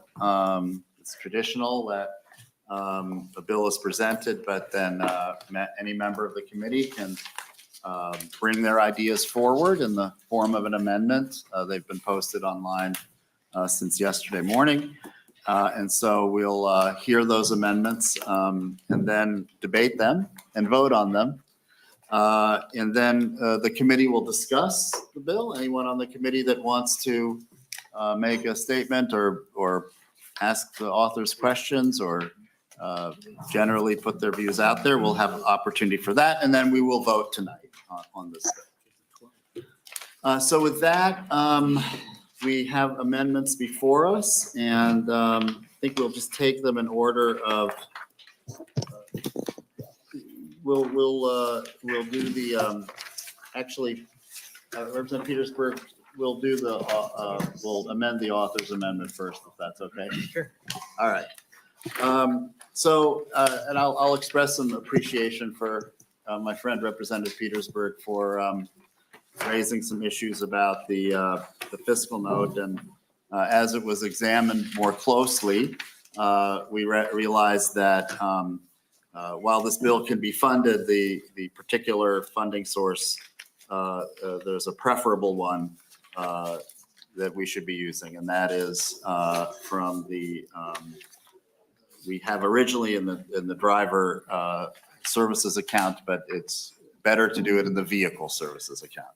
And so that will be my author's amendment. But first, before we do that, I will need to move to reconsider the first version of this amendment, the A8 that we passed this morning. So the first motion is to reconsider.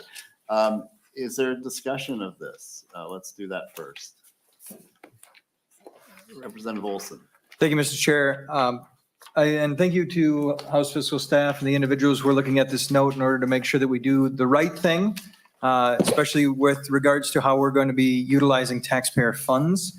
When you look at the original source of funding and the fact that they would have had $250,000 and needed 1.5 million, we essentially had decided to find a fund balance that where no money in it. So I really greatly appreciate the fact that we were able to figure this out, because whereas this bill has taken 19 years to come to fruition here today, and maybe that is way too long, we need to make sure that we're doing our due diligence and taking the time and investing the necessary time to do this the right way, because the people of Minnesota, it needs to happen the right way. When we're just willy-nilly throwing our legislation around, that's when we have problems that we have to readdress later on. Our job here as legislators is to make a good bill that will stand up the test of time. And 19 years is a really long time to be talking about a bill, but I appreciate the time that was spent getting this done right. Thank you very much for your comments, Representative Olson. Okay, with that, the motion before, the author, does the author have any thoughts? An amendment only a transportation committee member could love or understand, but I appreciate the work that went into figuring this out this afternoon. Thank you, Mr. Chair. Okay. So with that, I move that we reconsider the A8 amendment, and all those in favor of the motion for reconsideration, please signify by saying aye. Aye. All opposed, the motion prevails. So now we have the new A8 amendments before us. I'm sorry, it's now A12. The new A8 is the A12. And so the A8 is withdrawn. And the A12 is before us. Maybe we could have. I'm not sure I have the A12. Okay, did we? I thought we have it. Yeah. I want to make sure everyone on the committee has the A12. The timestamp is 3:39 p.m. That's the document that we're looking at right now. Basically, okay, it should be in packets. I want to, again, before we do anything more, make sure every committee member has it. The amendment marked H0004A12. Okay, great. Mr. Lee, quick explanation. It's a short amendment, but I think it's always good to have our House Fiscal staff walk us through. Certainly. Thank you, Mr. Chair. Andrew Lee from House Fiscal. So the A8 amendment had spent direct appropriation out of the driver services account. The A12 amendment has direct appropriation out of the vehicle services account. So you can see that on line 1.3 and 1.4. The vehicle services account after this appropriation would have a balance of about 8.2 million at the end of fiscal 2025. Thank you, Mr. Lee. Are there any questions of our staff? Representative Petersburg. Thank you, Mr. Chair. So this is following a different procedure than I thought, and maybe somebody else can direct that. We recalled 8, but this is an amending 8. So therefore, do we not have to vote down 8 and replace it with this one? I don't know. I'm just asking. My understanding is that we were moving to reconsider this issue. I withdrew the A8, but I guess I'll defer to staff on that in terms of if we're following testing the usage of paths and replacing an amendment that was already approved. Mr. Chair, Representative Petersburg. So there was a vote to reconsider the A8, and then as I followed it, the chair had withdrawn that amendment. So it's no longer a part of the bill and is not under consideration. And he didn't quite state it, but I take it that the chair was then moving the A12 as Okay, I a see. Okay, subsequent step. that makes sense. And I'll formally move the A12. Thank you, Mr. Burris. Thank you for the question, Representative Petersburg. So the A12 is before us. Our staff explained the bill. Is there discussion? Representative Petersburg. Just a brief comment that, we started with issues with printing this morning and so forth. And I don't know if that has anything to do with a lot of things, but it does indicate that sometimes through our desire to move things quickly, things can fall through. And this is just an indication where we didn't quite finish our due diligence in that at this point. So I would just ask us to just give us some time to go through. The staff followed the process and had all the information for duplication last night that we usually do, but there was an issue that took place this morning, but we did have all the documents before the members in time. So we addressed that. And I think that with regard to this, we did have a question that needed to be addressed during the break, and we did that. And as Representative Olson said, we were able to correct it. So thank you. And we certainly noticed this hearing a couple weeks in advance. So because we knew that there would be a lot of interest in it. With that, members, I would like to once again move the A12, and we'll take a vote on it. All those in favor of the A12 amendment signify by saying aye. Aye. Aye. All of those opposed, the motion prevails. Okay, so now we have several amendments before us. I think we'll just take them in order of the numbers. Is that That's fine. appropriate then for you? So we have the H004A2 amendment. Representative West. Thank you, Mr. Chair. I will move the A2 amendment. The A2 amendment requires it to say not voting on the license. Now, I hope you understand that I have supported this bill in the past. I'm not just here to muck up your bill. However, I think this bill will make our roads safer, undoubtedly. The only issue I see is that, on the Secretary of State's website, you can present a photo ID, which this would be, with a utility bill or something like that, and register to vote. And that is concerning. IDs are state documents. So this amendment says we will put not voting on the ID, and it details in great detail, putting on the front of the license and whatnot. I'm happy to work with you in any way. You can put it on the back. You can put it whatever font size you like. It's your bill.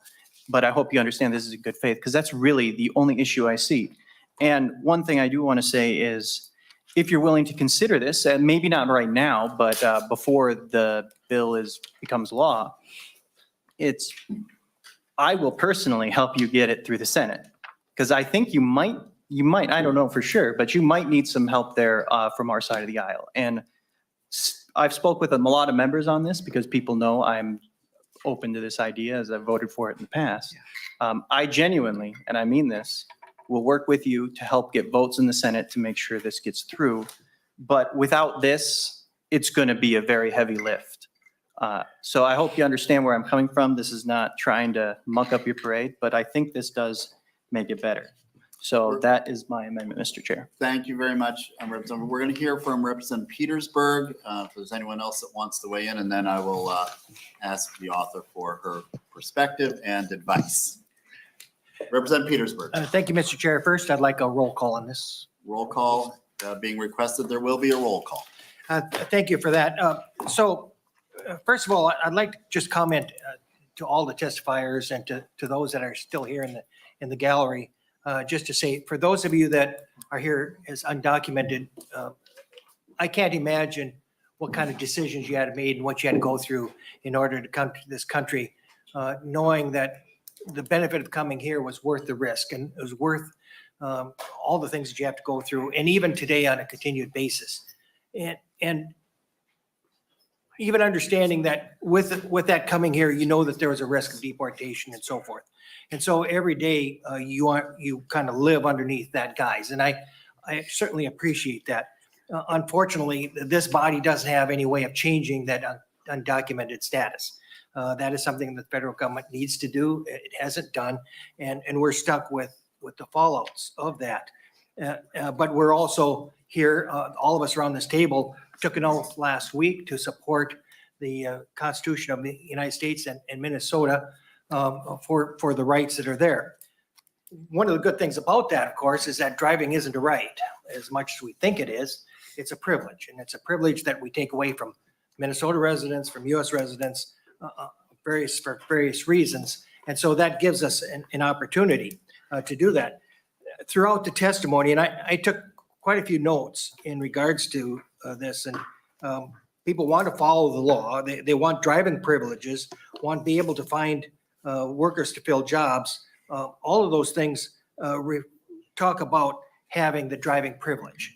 And that's to me, I think, one of the things that if this bill only dealt with driving privileges, I think it would be a lot different perception and a lot different support for it.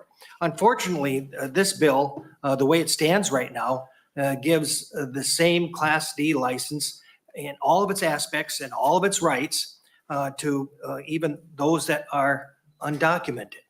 And that's a challenge because the Secretary of State's website says that all you need for an election day for voting to register that day and vote is just a valid Minnesota driver's license, learner's permit, or ID, or a receipt of any of these. That to me, I think is a challenge. And I think because we already have, and I think we heard it earlier today, the perception is oftentimes more true than the reality. And we need to continue to figure out ways in which we improve the perception of voter integrity. And I don't think this does it. I think it's a concern. Even the I-9 form that the federal government requires of all employees to provide to employers says you can use a driver's license for one of those to establish identity, but you need to also provide documents that establish authority to be employed.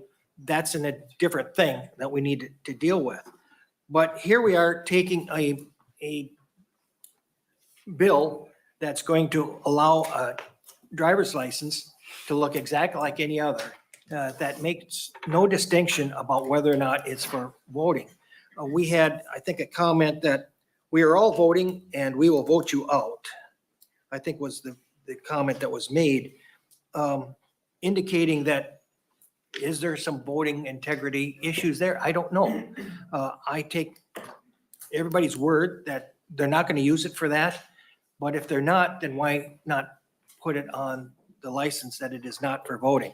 It seems to me it's one of those safeguards that's appropriate. It happens to be one of the things that was negotiated over the last two terms and got into the bill. And so I think it's worthy for us to consider it.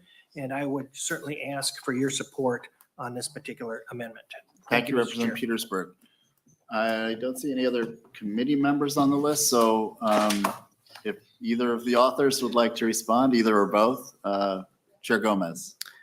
Thank you, Mr. Chair. And I just do want to say I take your this amendment in the spirit that it's offered. I think Representative West, I appreciate your partnership on this and your support in the past. And I know that was like in good faith. And so I'm glad that we're having this conversation about voting, because I think that there's a lot of, this is sort of one of the main kind of objections to it. And a few of these amendments that are coming fall in kind of the same vein, I think. So I'm going to talk a little bit more on this amendment and maybe more briefly on the next ones where I feel like the issues at stake are pretty similar. So first of all, I want to say that nothing in this bill changes anything about how people vote today, about our voting system, about what you have to do in order to register to vote, or what you have to do the day of voting or when you vote early. This is a driver's license. It's not a voter's license. It's not a benefits license. It's for driving. And so what you have to do to prove that you know, are kind of what you have to demonstrate to be eligible to drive is to pass written and behind the wheel tests. We don't have voter ID laws in our state. And, you know, for decades before the rule change in 2003, we had these same voter registration policies in place. And we just didn't see I spoke to the Secretary of State's office. I mean, there are very rare cases of anybody, you know, registering when they're not eligible. They pretty much always get caught.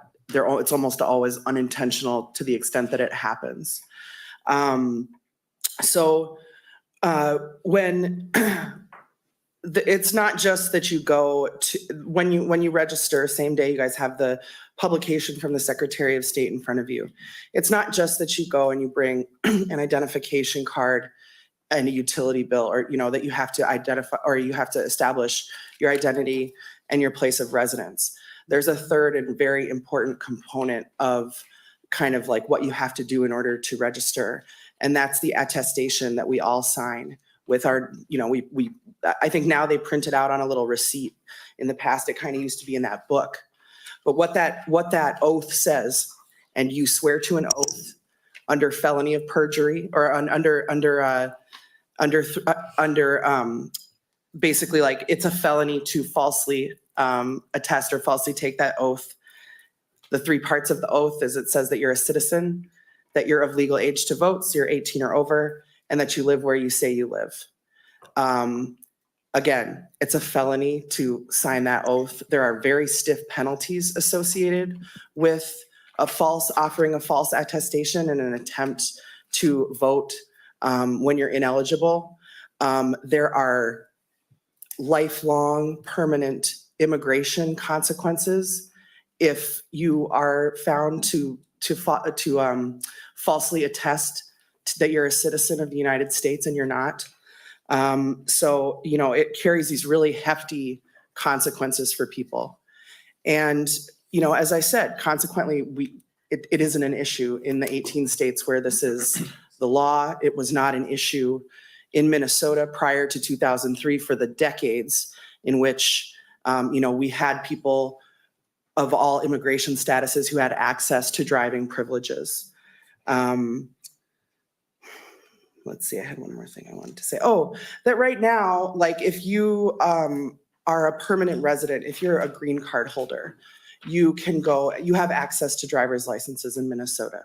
They look just like every other driver's license. If you're a green card holder, you are not eligible to vote in the United States, but you have to sign that attestation if you want to vote. So you have to take the oath that you're a citizen, that you're 18, that you live where you live. And, you know, we have people with temporary protected status who have access to driver's license, people with green cards who have access to driver's license. And again, it's just in all these cases, we really don't see this as an issue. And so, you know, I want to say broadly that, you know, we're not going to give people a second-class driver's license. We're not going to, we want people to have. Members of the audience, we need to get through our testimony here, please. So, and you know, so we're not going to, I mean, I think, like, we heard from so many of our testifiers about their own personal experiences of that, like, that fear that they had interacting with law enforcement. And if you have a license that's oriented differently, that's marked differently, that automatically when you interact with any authority, like, tells people something about you, you know, there are major civil liberties concerns with that. And I know that we share that as an interest, Representative West. And, you know, we want people to have access to driving privileges. And we believe that a license, regardless of immigration status, shouldn't reveal more personal information about somebody than is necessary to access those privileges. And so I would ask members of the committee to vote no on this amendment.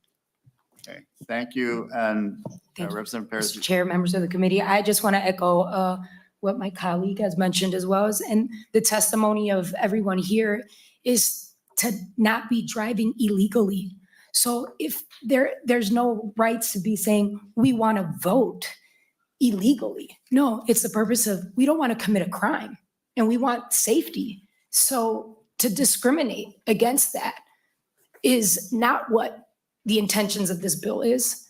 The intentions of this bill is to provide safety for our immigrant community, to have that privilege that we have as citizens. Thank you.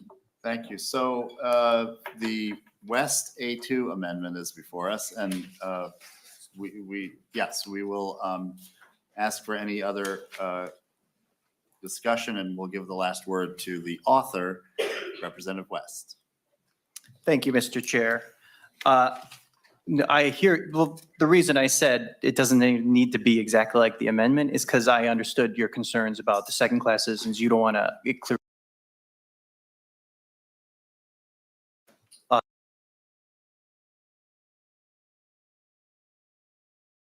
And then it's, like you said, it's unintentional when people in a illegally register to vote on frequent cases, as you mentioned. So it's not, and that can happen a lot when English is your second language, which I only speak one language, and I know like half the people here speak two. So that is, to try and address your concerns, that's why I wanted to make sure, I think that would be acceptable, is making it not obvious because you don't want it to be broadcasted to everyone. And, you know, we're both, you know, I'm very libertarian leaning Republican, so we share those civil liberty concerns. My hope is to have a solid bipartisan support of this bill, and this would be the key to that. And one of the reasons I think that's important is because, like you mentioned, this change in 2003. And, you know, Minnesota has been a place where power changes hands, not as frequently as we thought. I'm sure you laughed at a lot of our speeches last year. Yeah, you plead the fifth, of course. But this would make it more bipartisan, like your tax conformity bill, which I appreciated the spirit in which you understood our concerns, and we were able to pass that bill unanimously. I don't think this would make this bill pass unanimously, but I think it does protect it from future reversal. And it would also, as I mentioned earlier, help you get it through the Senate. If you have trouble, you can't lose one person over there. So I appreciate, understand this is the spirit in which this is offered, and I would request that members vote yes. Thank you, Mr. Chair. I see no further discussion. The author has recommended a no vote on the amendment, and the clerk will take the roll. Thank you. Chair Hornstein? No. Vice Chair Tapke? No. Lead Petersburg? Yes. Representative Brand? No. Representative Elkins? No.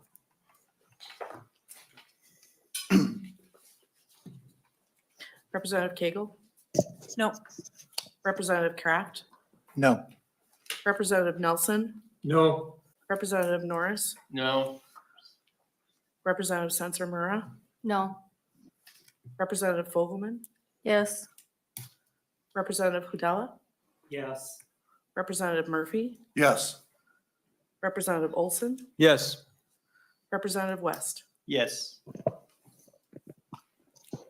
We will await the tally. We have 6 ayes and 9 nays.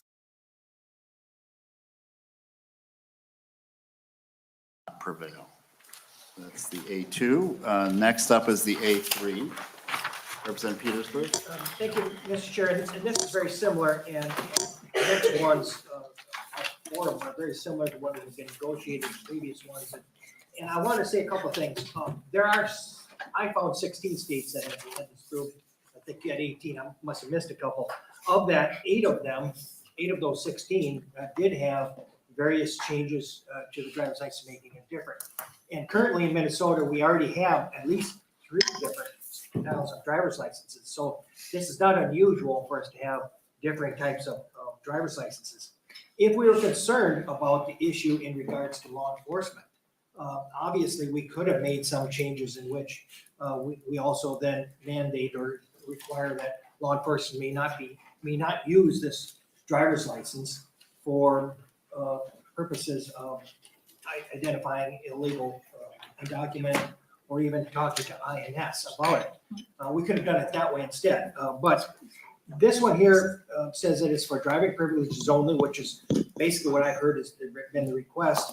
And then it was marked for not for voting. And so it's very similar. And again, I would recommend a yes vote because I think it helps get to what is needed, which is the driving privileges, and it makes the distinction about whether or not it's for voting or not. Thank you, Representative Petersburg. Chair Gomez. Thank you, Mr. Chair. And, as I said, I think this is pretty similar to the last one, and I kind of laid out my thinking about recommending a no vote on, marking this license not for voting when that's doesn't reflect how our voting system operates in Minnesota, and and just wanting people to have access to a license that looks like other licenses. And so I would recommend a no vote on this also.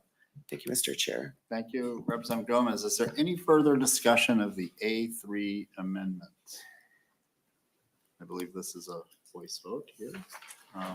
All those in favor signify by saying aye. Aye. All of those opposed? No. The motion does not prevail. Next is the A4 amendment. Is anyone claiming the A4? That's mine. Okay, Representative Wilson. Thank you, Mr. Chair. The A4 amendment, that's my amendment, as are the next two. These all follow the exact same concept of what we've been discussing. And so this is just my second to bring forward some thoughts to what you've discussed, but also to tell you where I am and a lot of my colleagues are at. First of all, this was heard last session in the Transportation Committee, which I served on. And I'm not exactly sure the unit of measurement when you're on the fence of what you measure it in. Was it inches or is it minutes? I'm not sure what the unit of measurement is, but I was inches away from voting for this bill last session. The economic ideas behind it, having insurance, the public safety, all these arguments are very, very important arguments that can be made. And I want to be able to provide that to the individuals who live in this state. Okay. But one of the major concerns that I have, and I understand the arguments that you've made, but 2 years ago, we had these amendments in the bill and they were very, very good. And they left me feeling, this is okay. All right. I did vote against it, but that, like I said, it was an inch. Okay. If we can get some form of fraudulently in any way, that inch is right there, and I'd be happy to support this bill. Now, what we're talking about, these are more concerns that I have based off of what you've brought up here. Is we have a bill that has been dropped this session that talks about automatic voter registration. All right, and that is a really good concept that I utilized when I changed my license. I got a new license. There's a box that I could check. It says you can automatically be registered to vote in your home district. It was excellent. And I loved having that ability. But how, if I go, if an undocumented individual goes and gets their license, which they probably should have the ability to do, to get to work, to get to church, to get to school, to have insurance, to be a productive member of society, they probably should have these rights. But being a citizen of the United States is a very, very important thing that we do, which is called voting. And this needs to be protected. If there's a significant portion of this population that is marginalized based on the fact that they can't drive, we cannot marginalize another section by saying, we don't believe, maybe they're questioning whether or not our elections are safe. And that is a valid concern that people have. And if one can just disincentivize or say this is not a concern, your concerns are invalid, then another individual can look at your concerns and say your concerns are invalid. So the argument here is that everyone's concerns are valid. How do we answer the question of automatic voter registration? How will this deal with mail-in ballots? How do those happen? if I can have assurances on how this will work with regards to the new election laws that we're proposing here in this House, then I can support a bill like this.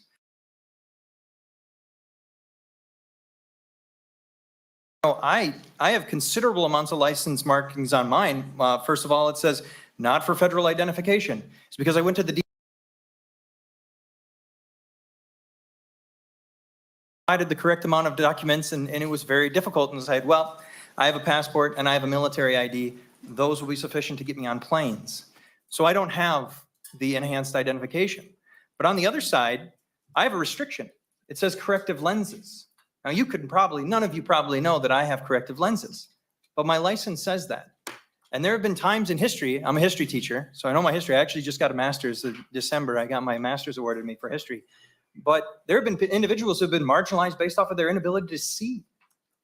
And if that is if we can write corrective lenses on here, I think we can write not for voting purposes or for driving purposes only. I do not think that there will be any legal issues with doing this. And I think that we'll have both sections of our society, those who need to get to work, those who need their insurance, those who need to be able to perform their life in the way that America is designed to do, right? With a name like Bjorn Olsen, you sure are not a native to this country, right? Your people did not come from here, okay? I understand the argument of immigrants. It's a good one. You should want to come here. But we need to know that our elections are safe. And there's a significant portion of our population that question that, whether right or wrong, they do. And this here, by not having these assurances, it will only fuel that problem. So if we have an answer to this, I have no problem with these. I'll get rid of my amendments and we can deal with this at another time because it's getting late. I need an assurance to this and I would love to support this. Chair Gomez.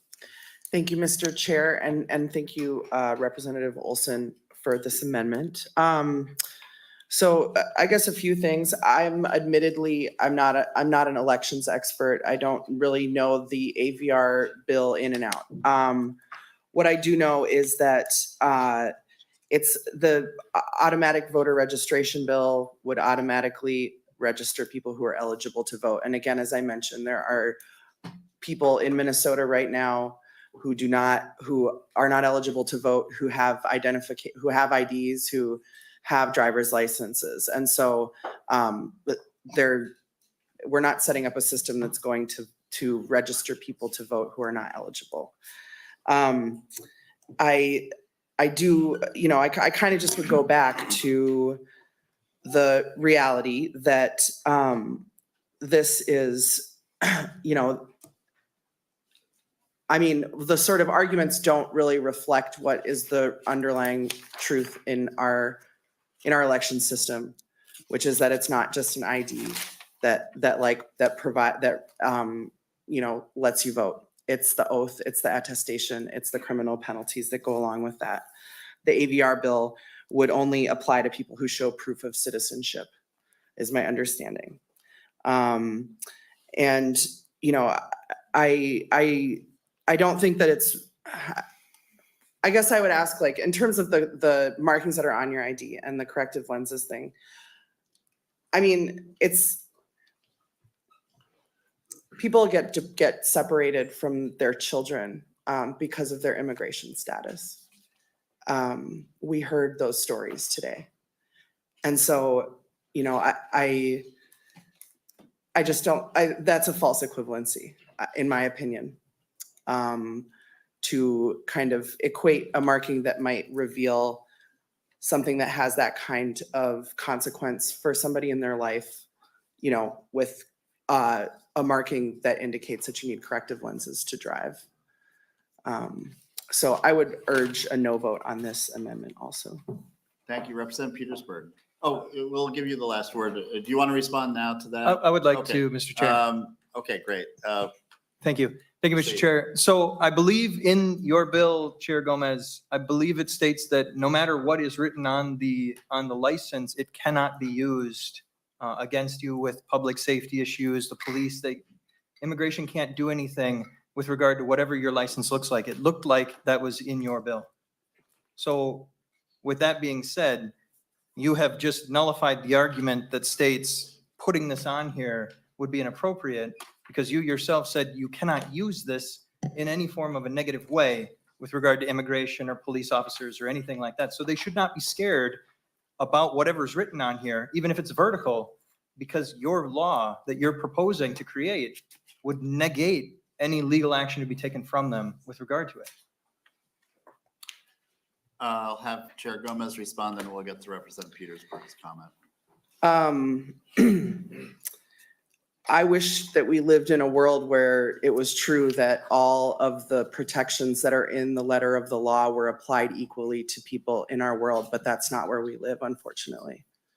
So absolutely, we did our best, and we're doing our best to put ironclad data protections in this bill so that people's personal identifying information does not get shared with any outside agency, that the possession of this license doesn't provide a pretext for any kind of interaction with other kind of criminal legal system or immigration systems. But again, that's not the world that we live in. People with, who have, people interact with authorities all the time. And, I guess I live in Minneapolis, as you may know. The Minnesota Human Rights Department last year issued a report about the Minneapolis Police Department and found that there was a pattern in practice of racial discrimination by our largest police department in the state. And if you haven't read that report, I hope that you go and read it. Because, I guess I just want to say, maybe your experience interacting with law enforcement isn't the same as somebody else's based on where you live, based on how you look, based on your background.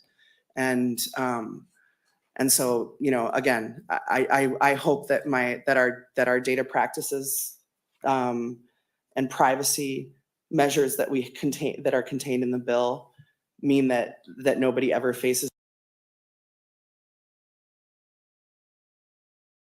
any negative consequences, but I don't think it's true. I mean, I think that we have to, a big thing about this bill in general to me, is and I appreciate you all kind of grappling with it, is that on this issue, I think for so long, we have refused to reckon with reality, right? And so this is an effort to say, people are driving, they're in our communities, we have to just deal with reality. Another reality is that racial discrimination by law enforcement exists in our country, in our state, very profoundly in my city, the largest city in the state of Minnesota. And so, I guess I don't think we live in that world, but thank you. And also. We don't have, public testimony is ended. Representative Petersburg. Thank you. So one of the things. Jovita. So I'm a living. Okay. Mr. Chair. Yes. Mr. Chair, I just wanted to make some remarks following Okay. what Representative Olson had to say. Proceed, and then we will have Thank you. Representative Petersburg. Thank you. I too have an alert outside of correctional lenses on my ID, on my license. It's a medical alert because I'm type 1 diabetic. But when I get pulled over, still with citizenship, there is a fear in our communities because we have seen the discrimination in a failed public safety here in our state. When your friends are killed on camera by the people who are supposed to protect our communities, But I have a privilege as a citizen that I can escape that fear and not be taken away to the law for not being by having an ID. Or the reality is that I can get to my daughter. These folks are telling you stories that are true facts of fearing because they've felt that. They've felt their parents being detained. They have felt the separations of not seeing family members or not being allowed to have their family members return. So I just want to take consideration of that we have these markers, but these markers allow us to be able to go ahead and be the citizens that we are and to help out the communities that don't have that same privilege. Thank you. Thank you, Representative Perez Vega. Representative Petersburg. Yeah, last just word. quick couple of comments. One is that I hope people realize that a driver's license or not doesn't take away the risk of deportation. That can occur if what you say is true about profiling, that can occur because a lot of the profiling and stuff went on in Minneapolis had nothing to do with their driver's license. Okay, so that's not really legitimate for this particular discussion, but it does have some bearing, I guess. The concern that we have in regards to the automatic driver's license registration is that I believe, if I read the bill correctly, the administrator the agency that administers this driver's license cannot share that legal status with any other agency, including the Secretary of State, which means the Secretary of State will not have any information to know whether or not this is a provisional driver's license for those that do not have legal status to vote or not. That's a concern, I think. And so that's one of the reasons why we're talking about this. I don't know if we can resolve that later down the road or not, but I think it's a legitimate concern if we proceed with the automatic registrations. That's my only comment. Thank you. Okay, Representative Wilson, did you want to say? We can vote. I got two more. Okay. All right. We have the A4 before us. The authors recommended a no vote. This is a voice vote. So all those in favor signify by saying aye. Aye. All those opposed? No. The motion does not prevail. Okay, we now have the A5. I think that's yours again, Representative Wilson. Yes, it is, Chair Hornstein. Thank you so much. So just wanted to really quickly reiterate one last thing here, and then I'm going to withdraw this amendment. So Chair Gomez, if we can figure out some way of what we're talking about here, I think you can understand that these are valid arguments that we're trying to make. And whether someone from the crowd is going to yell that they can't vote or not, these are concerns that my constituents have. These are concerns that every citizen should have because this is a right of citizens to vote. I so would love to have an opportunity where our immigrants, whether documented or undocumented, I know that there's issues with individuals getting their licenses who are here legally. I understand that's an issue. I would love for them to go to work, to be able to go to church, to be able to go to school, to be able to live productive lives in this society. But I need to know that this is a safe way of doing so for our elections, okay? So what I'm asking you, if you would like this to be a bipartisan issue, I need those assurances. And until I can get those, I have to be a no vote on this bill. But for the sake of time, and since most of these arguments have already been made, I would like to withdraw this amendment and then the one after that as well, my other two amendments. Just to be clear, that would you're withdrawing the A5 and the A6. They do exactly that. They do very much similar things to what we've been arguing about. So thank you. Can I get those assurances, or can you at least look into that, please, for me, Chair? Chair Gomez. Yeah, thank you, Mr. Chair, and thank you, Representative Olson. And I do know that you're expressing genuine concerns, and I don't think you're trying to muck up the bill or or maybe you are. He wasn't. I don't know. But yeah. So here's what I'll say about the bill is that when we made the decision to accept some of these measures that are reflected in these amendments in 2019, that was a decision that was made with the community. It was made after discussions. I know that, Representative Koznick has had a lot of discussions with a lot of people in the community. And so I can just tell you that it's not my decision. This is, something that has been held by people who are not sitting at these tables, by people who are sitting out in the audience for the last 14 years. And so, so what I can tell you is that I'm happy to try to facilitate a conversation between some of your members and some members of the coalition that have been working on this for all these years.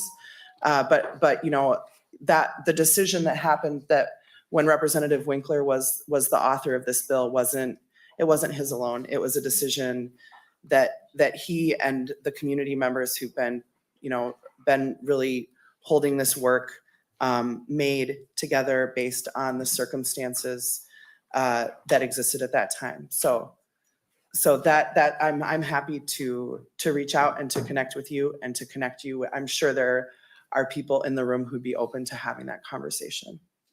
Thank you. Representative Wilson. Yeah, thank you, Chair Hornstein. Thank you, Chair Gomez, for that, connecting me with those conversations. And as long as, like I said, if we can be assured that this will work in coalition with your election bill that's also in the House, if I'm convinced that there's no messing around, I see no reason why we shouldn't do this. Thank Mr. you. Chair, I Yes. just want to assure that, folks are trying to follow the law and not break it.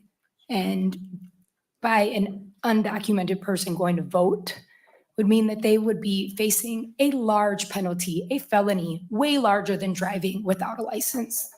Thank you. Thank you. Okay, so members, we have one more amendment before us. Thank you, Representative Wilson. Those amendments are withdrawn. And do we have a claimant for the A7, Representative Petersburg? Thank you, Mr. Chair. We're going to take this in a slightly different vein here. And first, I'd like to roll call on this one. Okay, roll call having been requested, we will have a roll call. So basically, what this amendment says is that I agree, we need to maintain the safety on the roads, and we need to understand that we can have confidence in people's ability to drive. One of the things that we've heard from law enforcement in regards to driver's license is that they care about three things. One is that they can be insured. Two, that they can read the signs and understand what they say. And three is that they have the ability and skill to be able to drive. And I think we all agree with that, right? I think that's what we want from all of our licenses. And because we know that the individuals are going to have to take the driver's test and written test as well, we wonder, and I think at least,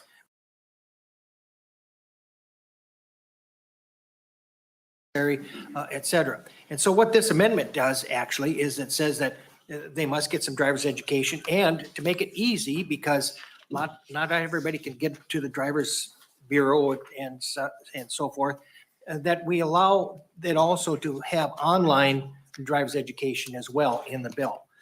So that it allows for people to have the ease of getting that education and driving training, and also then to make it safe. And so with that, I would recommend a yes vote, because I think it makes prudent sense for us to guarantee that safety.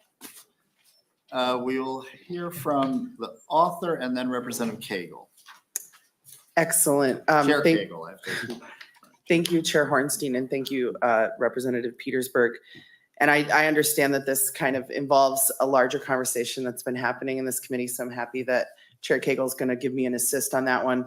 I didn't learn how to drive till I was 29 years old. And so I'm trying not to take this personally, but I'm just saying, when you're an adult who needs to learn how to drive, it's, we went to I think I got a learner's permit, and I went to a parking lot and I figured out how to parallel park, and then I studied my book and I went and took my test and passed my behind the wheel. And so I guess I don't see a reason that, an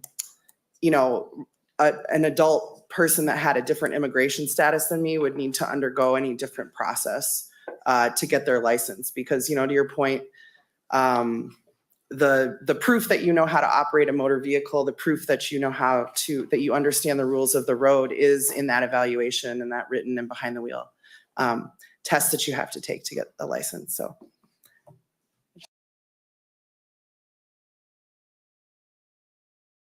Mr. Chair, and I think that was the one thing that I was going to talk about too, is why is it just for the folks who are applying for this driver's license? Why not make it for all people over 18?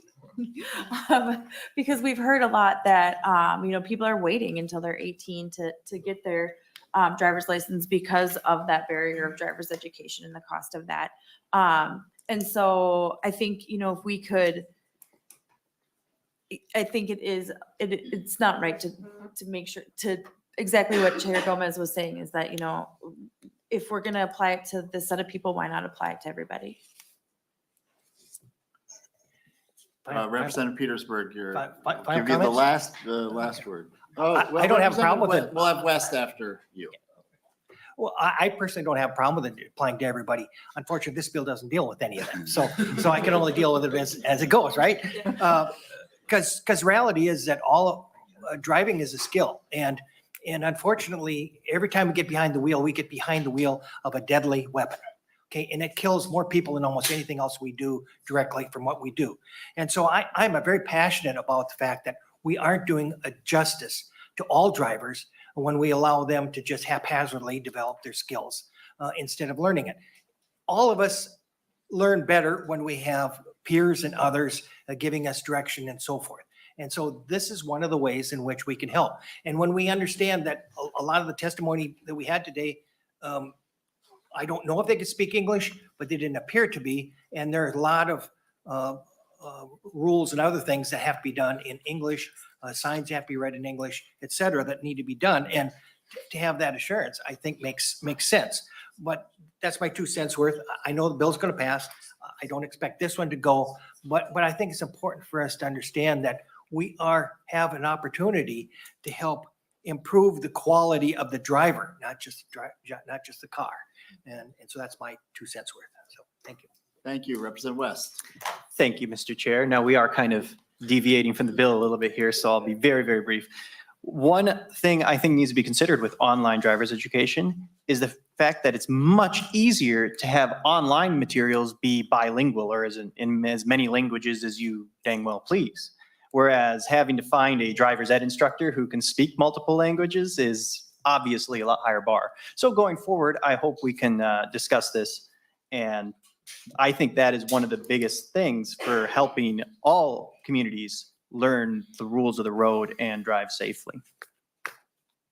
Thank you, Representative West.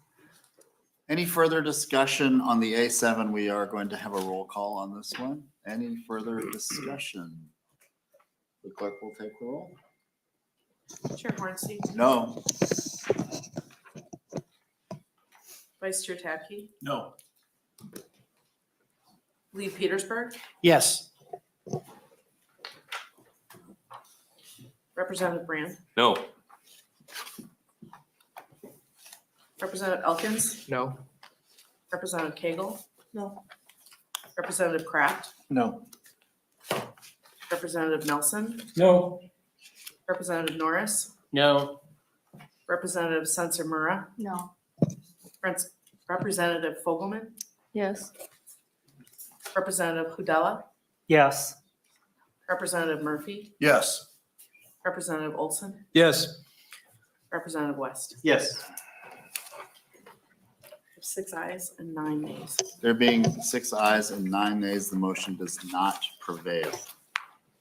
So members, that brings us, I believe, to the end of the amendments. And what I'd like to do now is see if there's any committee discussion. Representative Petersburg. Thank you, Mr. Chair. And I had asked, if the agency could come up tonight. And so I do have a question for the agency in regards to actually implementation of the driver's license tests and so forth and the ability for them. So if he's here. Yes, we have driver and vehicle services here. Mr. Zhang.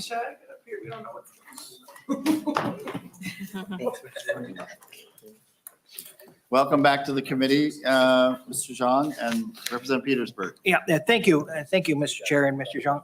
The question that I have is in regards to the ability to actually bring up to speed the number of driver's license examiners and takers and so forth. It looks like from, I think, the fiscal note that there's a possibility of quite a few thousand, something like 25,000 possible applicants for this with the retakes and so forth. And the concern that I've heard that maybe the department has a hard time getting it implemented by October 1st. And so I'm wondering, is there an issue there? Do you think we can accomplish that? Will we have more spots available? Will we have more testing stations available for us to accomplish that. Mr. Zhang. Mr. Chair, Rep. Petersburg, thank you for the question. With the resources that were provided in the fiscal note, it definitely will move us in the right direction. We fully recognize that in order to support the entire state of Minnesota, we need adequate resources and availability to serve all. We looked at this proposal on its own merit and identified the resources that we thought we needed to support this effort. Part of our testimony around offering a different or considering a different implementation date will allow us to bring in those resources that we've identified so that we're ready to go and get people tested and get people credentialed. Representative Petersburg. So just to be clear, what do you perceive as being the best implementation date for the implementation? Mr. Zhang. Mr. Chair, Rep. Petersburg, we offer January 1st as a buffer for us to get positions filled, get processes in place so that we're prepared to take that on the 1st of the calendar year.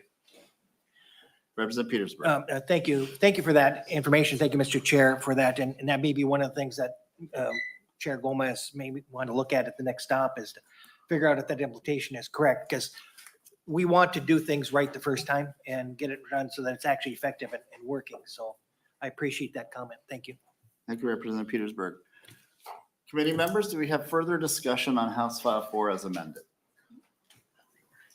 Okay, yes. Representative Adela. Thank you, Mr. Chair. I just want to go on the record with a couple of comments. I had the honor this past Saturday to participate in the League of Women Voters forum for the area around my district. We had a couple of state senators, multiple state representatives, one of which was my DFL colleague across the aisle, Representative Ethan Shaw.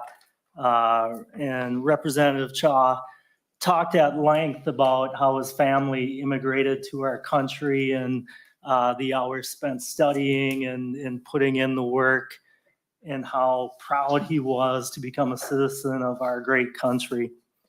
Now, I think our country is doing a disservice to all these wonderful people that are in the room with us here today. I think we desperately need reform on the front for immigration. I think we need to make it faster. We need to make it easier, and we need to make it cheaper. But I can't support this bill because I think it takes away and discourages people to put in the work like Ethan Shaw, like Representative Shaw did. And I agree with the other legislators on our side of the table here that I think there are legitimate concerns and a potential opening of a Pandora's box with issues like voter integrity, if nothing else, for the perception of it. So thank you, Mr. Chair. I just want to go on the record with those comments. Thank you for your comments, Representative. Any further discussion? Representative Petersburg. This would be my last comment, and thank you, Mr. Chair, for that. I'm also unable to vote for this bill at this time because I really have concerns about the fact that I don't think we have provided enough guardrails on it for abuse. And it's one of those things where everybody in here and everybody around, we all want to be honest with each other and we all want to be truthful, but we can't guarantee the future. And without doing something to protect that, I think it's a concern. It's something that we haven't really addressed. And if we all agree that we're not going to do that, then I don't understand the reason why we can't put it in black and white. And so that's a concern that I have, and it's one of the main reasons why. It's not because I don't think that there should be driving privileges available.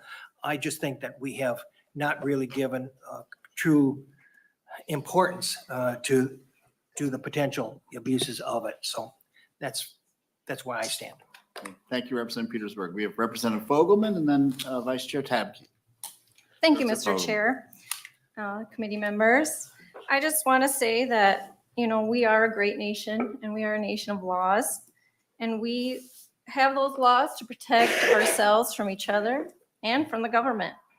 We need to uphold those laws which offer the same protections for everyone, and we shouldn't encourage illegal entry.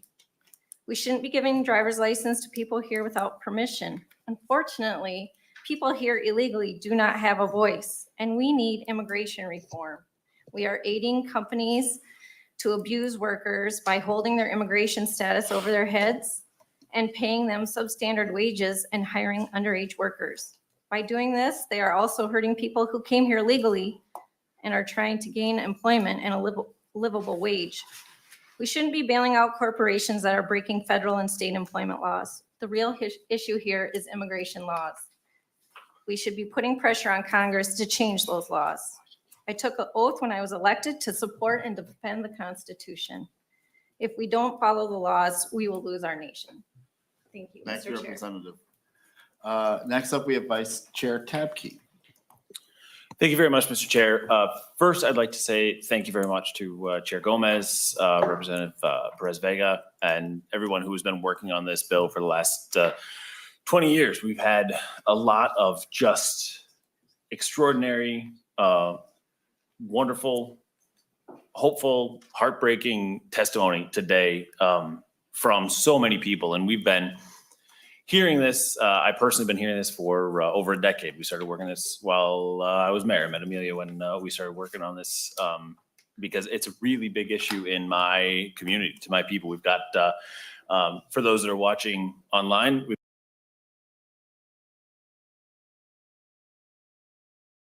and we've had a watch group in Shakopee watching this bill going all day long, watching it online, and because it's important. It's important to lives. It's important to people. And whether someone is undocumented or documented, we all deserve the opportunity to live full, great lives. And my opinion, Shakopee is one of the best places to do that. And it is really, really great to have people standing up for their rights of their children. I am a firm believer that this is that immigration is a federal issue, and we at the state can't do anything about that. But what we can do is not right, but we can make a change in the incalculable wrongs that have been done to people for 2 decades now. Families and work and take their kids to school and go, as we heard from, go to the boundary waters. I mean, it's really critical, and I appreciate everyone's thoughtful discussion about this today, and respecting everyone in the room and making sure that we are moving forward together. So thank you very much to everyone who's been working so hard on this bill, whether you're in this room, whether you're in Shakopee, whether you're all over the state of Minnesota. So thank you very much, and I'm proud to support it. Thank you so much, Representative Sensimura. Thank you. And I'm going to use a few notes because I felt really moved by the testimony today. And then we got into what I think are important conversations about the minutia of driver's license test and font sizes on the license. And so I want to use some notes to kind of keep me centered on what I think this bill is really about. First of all, thank you, Chair, members of the committee, the authors of this bill, the daughters of the West Side of St. Paul and South Minneapolis. But most importantly, the testimonials we heard today from community members who have carried this legislation for way too long. Today, we heard from parents, children, teachers, faith leaders, public safety officials, the Department of Vehicle Services, all in support of HF4, driver's license for all. I think most of us could say it's pretty rare in our current political climate to find that kind of disparate groups all in consensus around an issue. And it's because it's not a secret that immigrant communities are essential to Minnesota, and immigrant communities make our state work. They are our friends, they are our family, they are our fellow travelers. They're our neighbors who help shovel our cars when they're stuck in the snow. They're the essential workers who helped keep our state going over the past couple of years. And as we heard today, they are the future legislators who will someday and maybe soon take our seats. In South Minneapolis, the district I represent, immigrants are the heart of our community, and they are who kept me and my family and my property safe in the summer of 2020 when our city was burning and our community was in danger.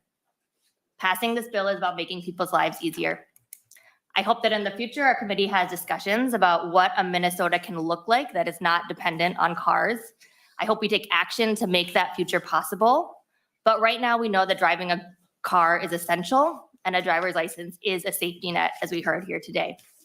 So let us vote to allow our neighbors to drive to their jobs, to drive their babies home from the hospital, to take a trip to the Boundary Waters or to the Mall of America, to drop off their kids at college, to drive to the hospital in an emergency.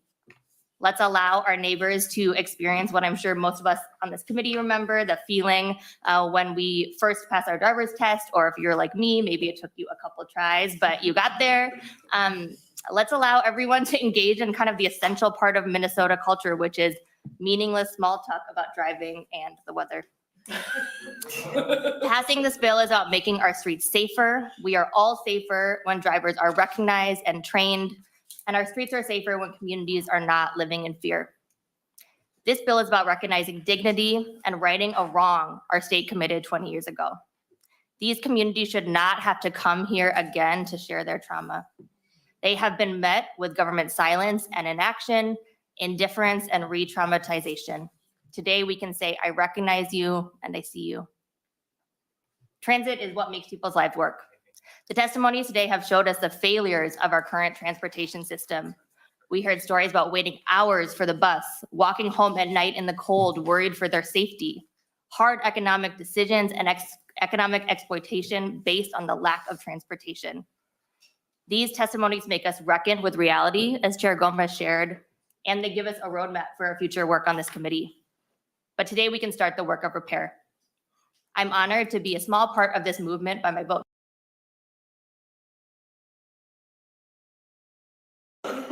Thank you, Representative. Representative Nelson, Chairman Nelson. Thank you, Mr. Chair. And there's not a lot of reference to 20 years ago. I think Representative or Chair Hornstein and I are the only two members on this committee that were here when this was done 20 years ago. And it wasn't done by passing a law. It was done by Commissioner Transportation changing a rule and eliminating that. Before that, there was not. Before that, immigrants could get licenses, whether they were documented or undocumented. And then a couple of years later, a law was passed to lock that in, so a future transportation chair couldn't change the rules back. And so we're here today fighting this for 20 years to finally put this back where we were before.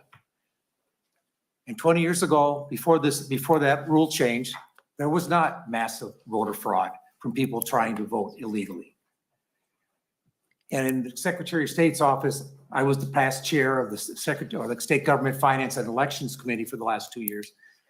When we talk about automatic registration, it's just changing what we currently have from a box saying, I don't want to a box saying, I don't want to, or I want to a box saying, I don't want to. And it goes to the Secretary of State's office, and in their office, they verify this from other sources, whether the person is a citizen or not, or whether they have the right to vote or not. It's not automatically done. They go through the process of verifying those registrations. So that's argument is a specious argument if there is one. And so members, I'm proud to vote for this bill. And Representative Gomez, thank you for bringing this bill forward. Thank you, Chair Nelson. Representative Kraft. Thank you, Mr. Chair, and thank you to Chair Gomez and Representative Maria Perez Vega. You know, coming into this discussion, as I thought about this issue, I realized pretty quickly that it's a public safety, certainly a public safety issue, an economic impact, a community impact. It just makes sense.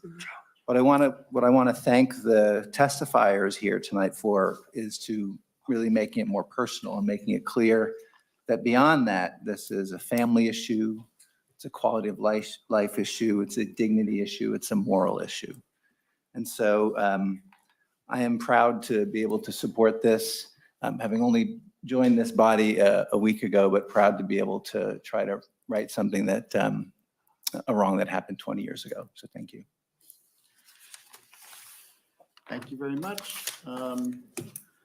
I'll make a couple of comments and then the very last word will go to our authors. So first of all, again, thank you to the public. Thank you to everybody that's been tuning in from around the state to this very, very important hearing.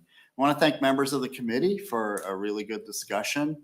Of course, I want to echo what Vice Chair Tabke and others have said to our authors, and really appreciate your hanging in there with us and your incredible work to get us to where we are now. So thank you, Chair Gomez and Representative Perez Vega. And just again, to summarize just a few comments that I heard tonight. We heard from public safety officials and others that this is at its core a safety issue. We heard from the faith community that it's a moral issue. We heard really compelling testimony from business leaders and labor leaders that this is a issue of economic justice. And then, of course, we heard from people directly affected. And I, again, want to thank everyone for their courage in speaking out. It's not easy, but you touched this committee, and I think you touched the state and this legislature in profound ways. Representative Sensimura used the word movement, and this is really a movement. I've had the honor of seeing how it's grown over the 20 years. We had a couple of our former colleagues really carried the load for a long time. People might remember Representative Karen Clark and Representative Carlos Mariani and others that were really engaged with so many of you 20 years ago. And now we have so many new people involved, and the youth that came and testified both personally and online was so deeply, deeply moving. And so I do want to say, as others have said, that yes, it's a public safety issue. Yes, it's an economic justice issue. Yes, it's a moral issue, but at its core, it's an issue of justice and dignity. And so that's what we are voting on today. That's what we're moving forward. That's what we're advancing today. So again, thank you to the authors. I want to give both of you the last word, and then we will bring this hearing to a close and vote on the bill as amended. So whoever wants to go first, Representative Perez. Thank you, Mr. Chair and members of the committee. I just want to say muchísimas gracias a todos que vinieron de lejos y de nuestras ciudades gemelas, que son parte de sí, como dijo Samantha, representante Mura, del movimiento, y que tiene su orgullo de ser minnesotanos, aunque son, si tienen documentados o no tienen documentados. Por ser minnesotanos y por ser parte de nuestra comunidad.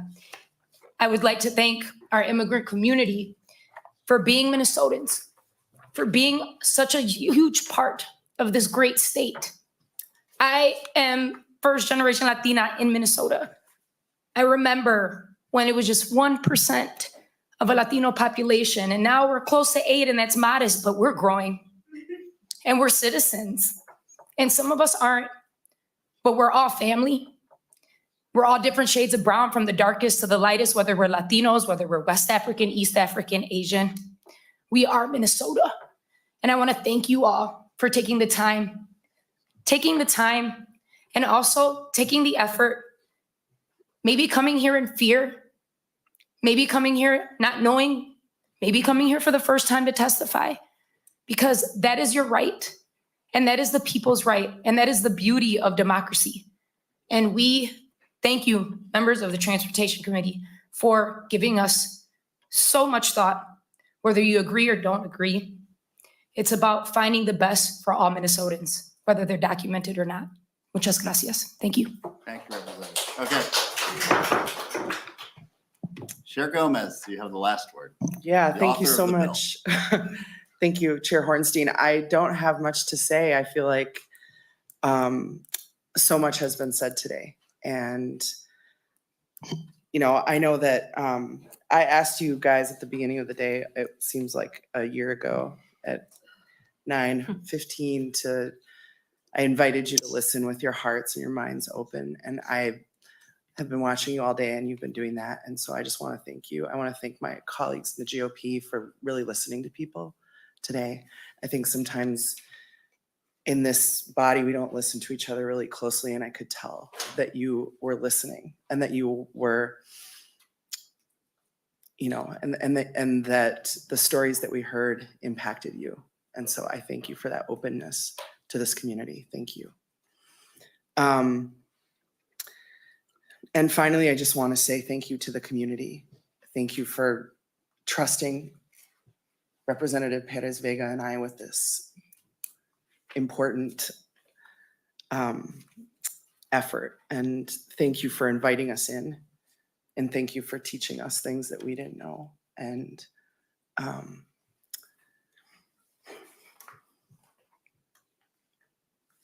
yeah, I just want to say thank you.